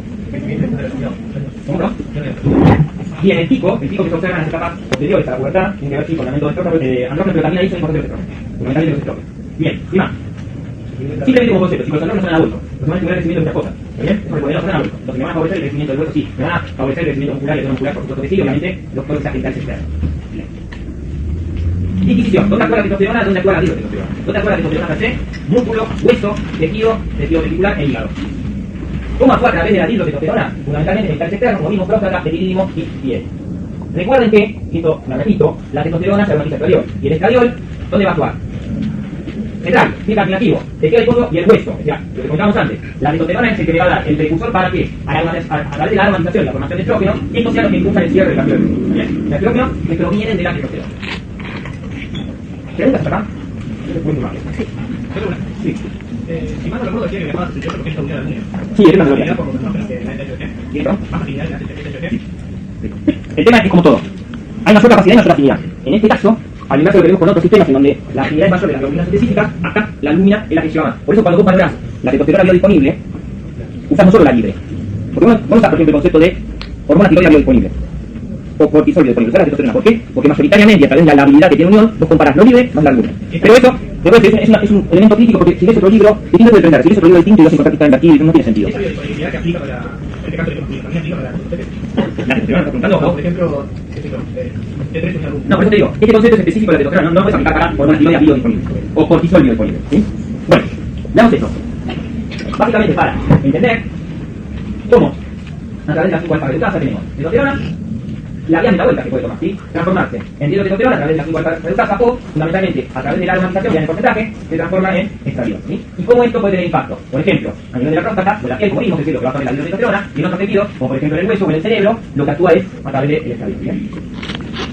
Esto básicamente compara la potencia. Siempre tomamos como referencia qué cosa, la testosterona, como la unidad, o sea, relacionado a afinidad a la globulina o a través de la potencia. Entonces, tomamos como unidad la testosterona, vemos cómo la dihidrotestosterona tiene una potencia de más del doble de la testosterona. Y si agarramos otro andrógeno débil, vean cómo baja, específicamente la actividad androgénica, obviamente el estradiol tiene 0, pero esto que se considera un andrógeno prácticamente no tiene tampoco potencia desde el punto de vista androgenético. ¿Por qué? Fundamentalmente porque ya viene de un andrógeno débil. Entonces, como concepto de esto, recuerden que la dihidrotestosterona es sin duda el andrógeno más potente. Parece que los andrógenos. Bien. Si hablamos a nivel de la reproducción, como vimos, diferenciación y desarrollo de estructuras proteínas, estamos en la etapa biológica, sirve para iniciar y mantener la reproducción. Esto es importante, ¿sí? ¿Por qué? Porque si tenemos un descenso de testosterona, claramente esto va a impactar no solo desde el punto de vista fenotípico, sino en las caracteres sexuales, o va a tener menor impacto con respecto a la acción, por ejemplo, de estos andrógenos a nivel de la piel. Es decir, si vemos un hombre con poco testosterona, ¿qué nos va a llevar en primera instancia la atención? ¿Por qué? La parte de la barba. Hay algunas cosas que uno pregunta, por ejemplo. Si yo sospecho que un hombre tiene un hipogonadismo, y obviamente de testosterona, una de las cosas que se pregunta es la frecuencia de las afectadas. Pero ahora hay problemas porque está de moda la barbita de cierta forma. Entonces, ahí se nos complica, pero digo. No, porque ya está desarrollado. Si esto es desde el inicio sí, pero si se desarrolló y después tuvo un problema X, en la boca normalmente se pone amiga. ¿Está bien? Pero otra de las cosas que uno puede preguntar, y esto sí tiene impacto, es en el peso corporal. Uno de los signos más sensibles es el peso en las piernas. Y si el hombre nota que tiene menos peso en la pierna, eso es un indicativo de un descenso del nivel de testosterona. Otra de las cosas que le preguntamos es la selección, también matutina, como vimos aquí. Bien. Pero, obviamente, si esto es sostenido, lo vamos a ver físicamente. Si le pedimos un espermograma, obviamente va a tener un espermograma lateral. ¿Por qué? Porque necesitamos testosterona para que el espermatozoide funcione. ¿No? Distinto sería solo una falla en la célula de cerco. Y en ese caso, vamos a encontrar por ahí testosterona totalmente normal, pero trastornos en la fertilidad. ¿Para qué más sirve los andrógenos? Bueno, vimos esto, próstata, tiroides, ciclos terminales, no solo el desarrollo de capas embrionales, sino también el mantenimiento. Estilo de la libido, y esto es aplicable a hombre y mujer. La libido del deseo sexual depende de los andrógenos. ¿Está bien? Y como vimos, a través del TICAS y demás, en la regulación no solo del desarrollo orgánico, sino directamente sobre la gonadotropina. ¿Cuáles serían los efectos no reproductivos, biológicos de los andrógenos? El sistema nervioso, el comportamiento sexual, la agresividad, como dijimos antes, en el desarrollo del beso y de las glándulas sebáceas, la mayor producción de secreción de sebo, también tiene impacto de los andrógenos en la hematopoiesis. Por eso, no solo tiene más glóbulos rojos por la mayor masa muscular y el requerimiento de oxígeno, sino porque también los andrógenos tienen un efecto directo. En el riñón específicamente estimula la producción de eritropoyetina, aunque el principal estímulo cuál es. Recuerden que también las hormonas tiroideas estimulan la producción de eritropoyetina. Y a nivel de metabolismo, produce un efecto lipolítico, altera la sensibilidad de la insulina. A nivel óseo, recordemos que estimula el desarrollo óseo, pero el cierre fundamentalmente se a través de la aromatización de la testosterona estrógeno. A nivel hepático, regula la producción de globulina. Recuerden que los andrógenos bajan los niveles de globulina, obviamente la composición corporal, músculo, tejido graso, y es un inmunomodulador negativo. Entonces, hacemos una pausa acá y decimos: ¿qué hormonas son inmunomoduladores positivos y qué hormonas son inmunomoduladores negativos? ¿Qué es el inmunomodulador positivo? ¿Estrógeno? Perfecto. ¿Qué es el inmunomodulador negativo? Progesterona. Cortisol, perfecto. Progesterona. Andrógeno sí, progesterona. Recordamos por qué cada uno de ellos, o sea, qué finalidad fisiológica tiene. Vamos a los inmunomoduladores negativos. ¿Por qué es importante que la progesterona tenga un efecto inmunomodulador negativo? Veamos. A ver. Para el modelo de en embrión, que es genéticamente distinto a ella. Necesita acá que no rechace el embrión, ¿es cierto? ¿Por qué más? ¿Por una cosa? Y otro inmunomodulador negativo importante, el glucocorticoide. Hagan la distinción de inmunomodulador de inmunosupresor. No es lo mismo. Está bien, modular es controlar, suprimir es directamente abolir la respuesta inmune. ¿Está bien? Y esto lo vemos claramente en altas concentraciones de glucocorticoides, farmacológicas. Y dentro de los que son inmunomoduladores positivos, el estrógeno, platina y demás. ¿Para qué los estrógenos? ¿Se ve algo? Se hace un estudio en áreas críticas, fundamentalmente de edad intensiva, hombres y mujeres en áreas críticas, que cursen procesos infecciosos respiratorios, por ejemplo, neumonías graves. ¿Quién cree usted que tiene más probabilidad? La mujer. Eso, bueno. ¿Por qué? Lo que cambia aquí, la platina, el nivel de platina de la mujer es más alto que el hombre. Esto tiene que ver con el nivel de la misma mano. Entonces es cierto, las mujeres son más resistentes a infecciones. Pero no son tan lindos. Porque las mujeres tienen mayor riesgo de enfermedades autoinmunes que el hombre. Por eso vamos a ver, 90 mujeres hipotiroides y 10 hombres hipotiroides. ¿Por qué? Porque la principal hipotiroidismo, ¿cuál es? La enfermedad autoinmune, la tiroiditis motor. Y además, porque las mujeres van al médico y no ven nada. Bueno. Miren el impacto que tienen los andrógenos en el sistema cardiovascular. Se ha visto visualmente totalmente demostrado, pero ya se lo he pero básicamente se ha visto que la testosterona puede mejorar síntomas ligados a una especie de Esto tiene que ver fundamentalmente con este efecto de la testosterona, con un efecto vasodilatador de la testosterona, con un mecanismo fenómico que tiene que ver con la producción de canalio. Por eso, cuando el hombre está entrando en la andropausia, es decir, menor producción de andrógenos, el riesgo cardiovascular en el hombre aumenta. ¿Por qué? Porque se ha visto claramente que los andrógenos, si bien hacen un trastorno de tipo lipídico que no favorece del todo el cardiovascular, pero tienen algunos síntomas ligados a déficit de testosterona que tienen que ver directamente con la acción fenómica o directa de la testosterona sobre el paciente del cardíaco. Es decir, que sería bueno la testosterona específicamente en el tejido cardiovascular, por evidencia del colesterol. Bien, veamos, capítulo aparte, qué impacto tienen, y por qué es importante saber esto, los andrógenos en el tejido. Entonces vamos a ver un poco del impacto que tienen sobre el osteoblasto, sobre el osteoblasto y la célula madura. Recuerden, chicos, que el estradio en definitiva es el que produce el cierre rápido de crecimiento. Y lo que vamos a ver es que interacción vamos a provocar la estimulación osteoblástica y la inhibición de es decir, que los estrógenos, fundamentalmente la testosterona, lo que van a hacer es promover la actividad de los osteoblastos y disminuir la actividad osteoblástica. Para eso es importante recordar cuáles son los mediadores que actúan a nivel óseo, vinculados a todo esto. Recordemos los factores insulinógenos, recordemos el impacto que tiene esto sobre la producción a través de los osteoblastos y la matriz ósea, fundamentalmente la síntesis de colágeno que van a formar parte de la matriz ósea. Recordemos un poco algo que ya hemos visto del sistema ganglionar. Eso es téngalo presente, porque eso, en serio, es pregunta. Entonces, a ver, es un tema sumamente sencillo. Recuerden, RAN radiando, el RAN, producción del osteoblasto, la osteoproteína, producción del osteoblasto. Si no tengo osteoproteína, me estimula la actividad osteoblástica, si tengo osteoproteína, me lo frena y me inhibe la actividad osteoblástica. ¿Qué es lo que hacen estas hormonas sexuales? Básicamente también promueven la menor producción de interleucina 6. Recuerden que la paratormona, el mecanismo de acción de estimulación del osteoblasto es a través del osteoblasto. Y el osteoblasto que hace, además de la osteoproteína y granulando, produce interleucina. Las interleucinas en definitiva son lo que estimulan la actividad osteoblástica. La testosterona, con su efecto inmunomodulador negativo, promueve una inhibición de la producción de interleucina y por ende se estimularía menos el osteoblasto. ¿Está claro? Bien. Hablemos entonces ahora, para ir ya en la última etapa del seminario, hablar un poquito de andropausia que yo ya les había comentado antes. En definitiva, hay muchos sinónimos que podemos emplear para la andropausia, tipo organismo masculino, climaterio viril, esto sí la senilidad que tiene que ver con la deficiencia de andrógeno ligada a la edad del hombre, una serie de cosas. Como concepto, así como hay una andropausia femenina, hay una andropausia masculina. En donde no está clara la edad, como si lo mujer por ahí, pero los dos declinan la producción de esteroides y eso obviamente genera impacto. ¿Cuáles serían el impacto que trae de que aumente la producción de esteroides sexuales? Si analizamos desde el punto de vista físico, menor fuerza muscular, cambia la distribución de grasa muscular. ¿Qué crees que va a pasar? ¿Qué va a pasar con la grasa muscular? ¿Hay más qué? ¿Hay más grasa? Y hay menos músculo. ¿Y eso está bueno? ¿Por qué? No te da ritmo para diabetes. ¿Quién? Ah, bien. Sí. No te da ritmo para diabetes, para más menor. Perfecto. O sea, la mayor actividad del tejido adiposo, recuerden que el tejido adiposo tiene que promueve. ¿Hace grasa libre? Sí. Depende de la hormona que impacte sobre el tejido adiposo. ¿Está bien? ¿Estamos de acuerdo? Sí. Si impacta una hormona lipogénica, no. Si actúa una hormona lipolítica, sí. Entonces, si yo aumento la cantidad de grasa, que recuerden que genéticamente, y porque el hombre sigue teniendo que no tiene nada, va a acumular más grasa al hombre. En la central. Yo ya le había comentado cuando vimos páncreas, porque era peor la grasa central que la grasa femoroglútea. Porque el tejido adiposo es distinto, por la ubicación que está cerca del sistema corti, porque eso tiene claramente impacto a nivel cardiovascular. Bueno, el tejido ocular sería mayor. Menos masa muscular, mayor masa grasa. ¿Esto tiene impacto a nivel cardiovascular? Obviamente sí. Pero no solo hay un deterioro físico, también hay un deterioro cognitivo, que tiene que ver con la testosterona. Menos memoria, menos orientación espacial, menos concentración. Algunos confunden esto como deterioro ligado a una demencia senil. Recuerdan andrógeno, que funciona, digo, recuerdan andrógeno. Desde el punto de vista metabólico, recordemos el impacto que tiene la producción de eritropoyetina de la testosterona, el cambio del perfil lipídico, la importancia que tiene los andrógenos a nivel del sistema óseo, que también hay una osteoporosis masculina. Hay que estudiar al hombre adulto vinculado a este tema. Y todo esto que genera irritabilidad, cambio de humor, significa que no solamente las tres menopáusicas tienen. Miren ustedes, social cognitivo. Voy a decir, esto muchas veces se confunde con demencia senil. ¿Está bien? Obviamente el deseo sexual y la vida va a estar incluido. Aunque, en realidad, en este tema tiene más impacto el sexo femenino que masculino. ¿Está bien? Sí. Entonces, por eso que la deficiencia de andrógeno afecta de uno personal. ¿El qué? O sea, afecta de uno personal, Que lo afecte en este sentido, como claro, ¿sí? Sí, claro. Bien, esta es una ¿qué recuerdan de esta hematogénesis, chicos? Es simplemente el repaso, usar el tipo de goñas y todo eso. Ya me hace un mínimo repaso de esto. ¿Cómo eran las oscuras? ¿Cómo eran? A ver, uno vitamina. ¿Cómo? Dale. ¿Te la dije a vos? Hablemos con él. Bien,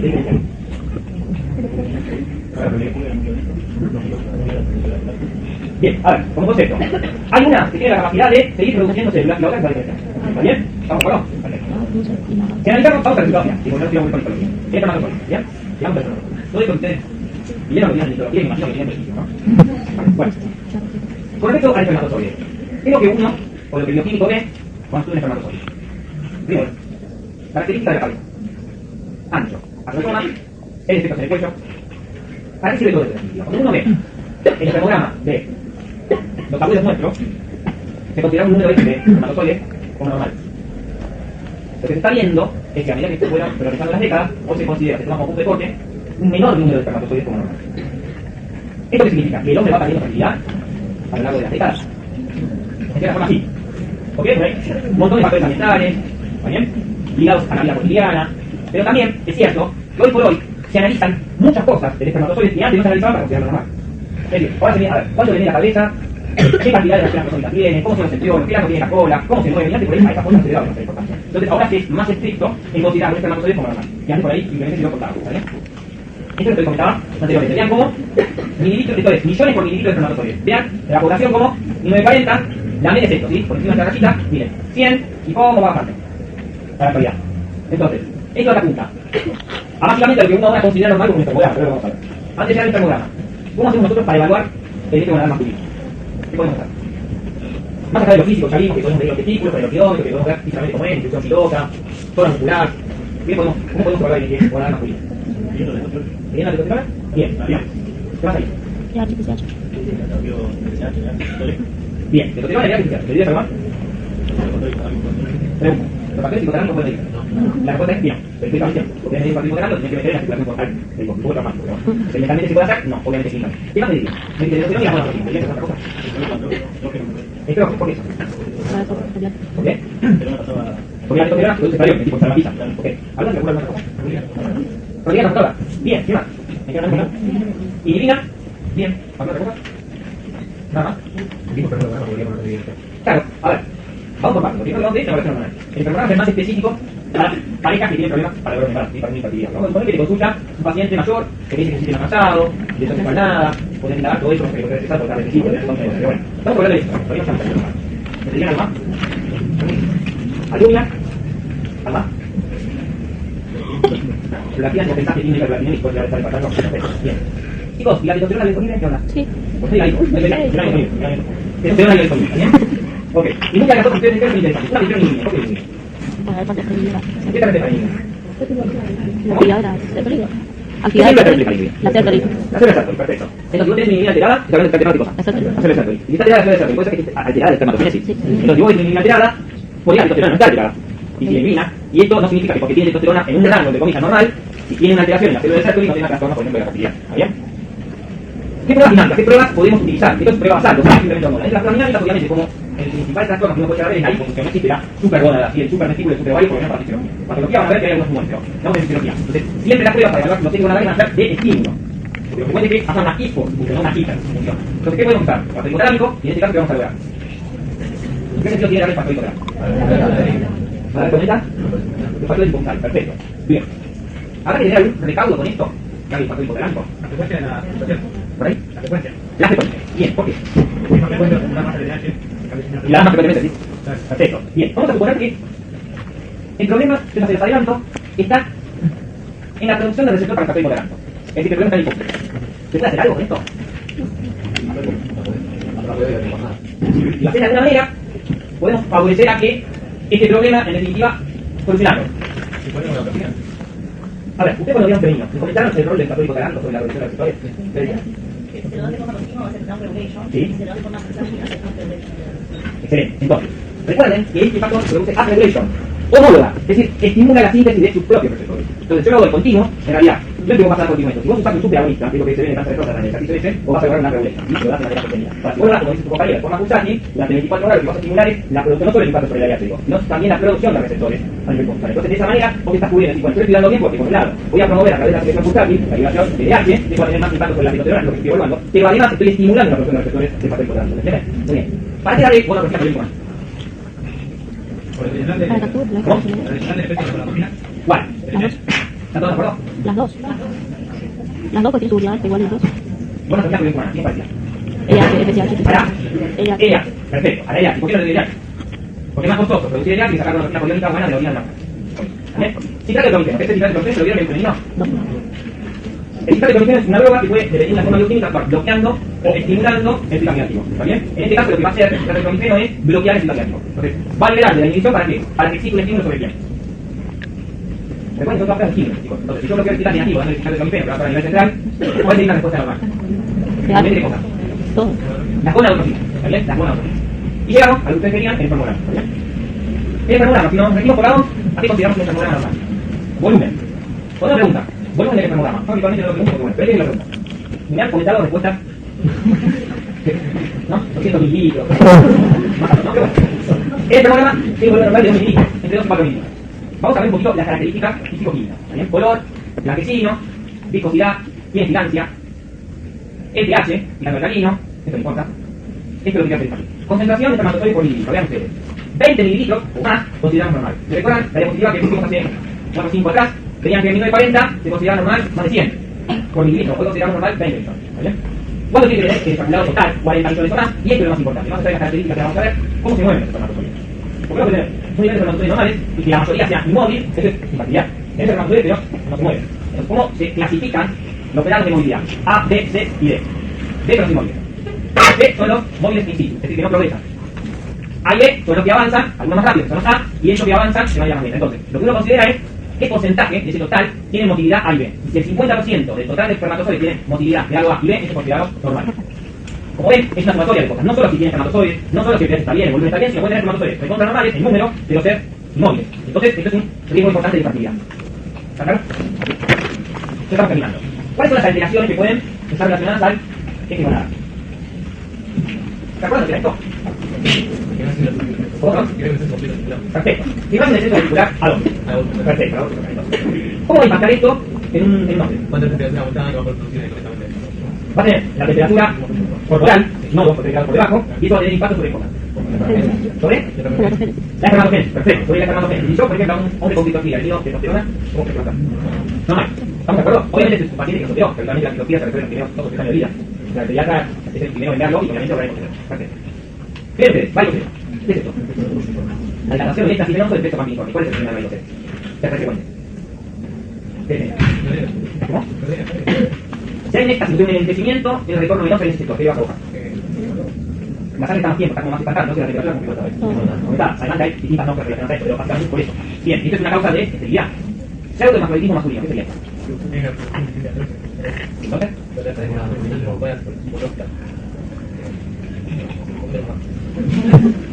Hay un ejercicio que haga de esto. Hipogonadismo, hipogonadotrófico. O síndrome de Kallmann. ¿Qué es el hipogonadismo, hipogonadotrófico? ¿Qué significa hipogonadismo? ¿Cómo te la gona? Hipofuncionante. Y sí, a ver. Hipogonadotrófico. ¿Qué? La gonadotropía aumenta, disminuida. Entonces, el problema es a nivel de dónde? De la hipófisis o del hipotálamo. Que de hecho el Kallmann es una alteración hipotalámica. ¿Qué es lo que ocurre? Habitualmente, y esto es obviamente congénito, hay una falla en la migración de las neuronas que van a formar parte de aquellas que regulan las gonadotrofinas, es decir, las productoras de GnRH, y que también están relacionadas con neuronas que van al bulbo olfatorio. Entonces, es frecuente ver que estos pacientes, además de tener hipogonadismo, hipogonadotrófico, tienen algo que se llama anosmia, es decir, no tienen olfato. Y eso es una actividad característica de este síndrome. Esto tiene que ver con que la falla está en la migración de esas neuronas. ¿Y eso es lo que tiene que ¿qué es? Esto lo has visto, ¿no? ¿Qué? ¿Qué? Perfecto, César, ¿y eso cómo impacta? Si vos vieras un trimestre, entra por la cola, ¿no? Bien, escucha el término, César. Dice alto. Analicemos por qué es alto. ¿Por qué es alto? ¿Por los? Por la producción de estrógeno. ¿Cómo está la producción de estrógeno? ¿Por qué? ¿En realidad tiene menos estrógeno? ¿Bien? ¿Y tiene menos estrógeno? ¿Se aromatiza el estrógeno? No. Si no hay estrógeno, ¿se cerraron los caminos de crecimiento? No. Por eso son altos. ¿Y qué más tiene, César? Está perfecto. Disminución en el, o sea, disminución de los caracteres sexuales masculinos, obviamente, porque tiene menos estrógeno. ¿Qué más? ¿Te recuerdas más? Testículos pequeños, obviamente. Perfecto. ¿Qué más? ¿Algo más? Sí, todos los caracteres sexuales masculinos van a estar claramente alterados, sumado a que va a tener gonadas pequeñas, totalmente atróficas, que van a ser altos, obviamente eso también está relacionado con algún tipo de deterioro cognitivo importante. Pero eso es lo que sí. Son actualmente delgados. Actualmente delgados, ¿sí? Bien, luego un trastorno, vamos, esto es frecuente, esto no tan frecuente, vamos a otro trastorno. Hiperglacidemia es el trastorno. Son causas de debilidad o trastornos en el ciclo prodicho del sistema productor de hormonas. ¿Qué pasa con la hiperglacidemia y la actividad hormonal masculina? ¿Qué impactó? Obviamente sí, porque así impactaba. Al factor liberador de la hormona. ¿Por qué? Cortisol. Perfecto, el se inhibe al factor liberador de gonadotropinas e inhibe el factor liberador de hormona de crecimiento. Y los glucocorticoides en altas concentraciones tienen impacto directo sobre la hormona. Perfecto.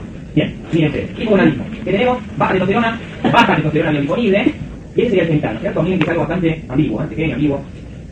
Si uno ve lo que ocurre en el hipogonadismo y hipogonadotropina, el problema está arriba. Entonces, si no hay coproducción de factor hipotalámico, el problema va a estar en la producción de gonadotropina, que obviamente va a tener impacto a nivel detective. Entonces vamos a encontrar un deterioro claro en la producción de esteroides, en la producción de gonadotropina, tomar poca gonadotropina, los recursos van a ser más pequeños. ¿Cuáles son los recursos? ¿Cómo podemos tratar el hipogonadismo? Le damos testosterona. ¿Sí? ¿Qué andrógeno le podemos dar? Testosterona directamente. Ahora, si le damos testosterona directamente, ¿qué nos está faltando? Es negativo. En realidad, ahora, ¿por qué puedo tratarlo de cada uno? Vamos a poner que yo quiero elegirnos. ¿Qué realmente? El cambio es sensiva a cafeína. Tenemos un paquete de hipogonadismo y hipogonadotropina, pero si no tiene gonadotropina, obviamente no tiene testosterona. Entonces necesitamos tratar, ¿cómo lo tratamos? ¿Qué hacemos? Le damos algo similar a la gonadotropina. ¿Bien? ¿Estamos de acuerdo? Le damos algo similar a la gonadotropina. ¿Qué voy a esperar y encontrar? Recordad que está partiendo una hormona chiquita. Claro, la gonadotropina en primer instante lo que va a hacer es promover la acumulación de esteroides, promover el crecimiento de cosas lento. Y si yo le diera testosterona sola, yo voy a mejorar rápidamente la química, pero la hormona está pequeña. ¿Se entiende? Entonces en realidad debería hacerse la situación llama. ¿Para qué? Para darle tiempo a la recuperación de la hormona y para tratar los síntomas del déficit de testosterona que tiene este paciente. ¿Bien? Bueno, ya lo hemos visto. Sí, chicos.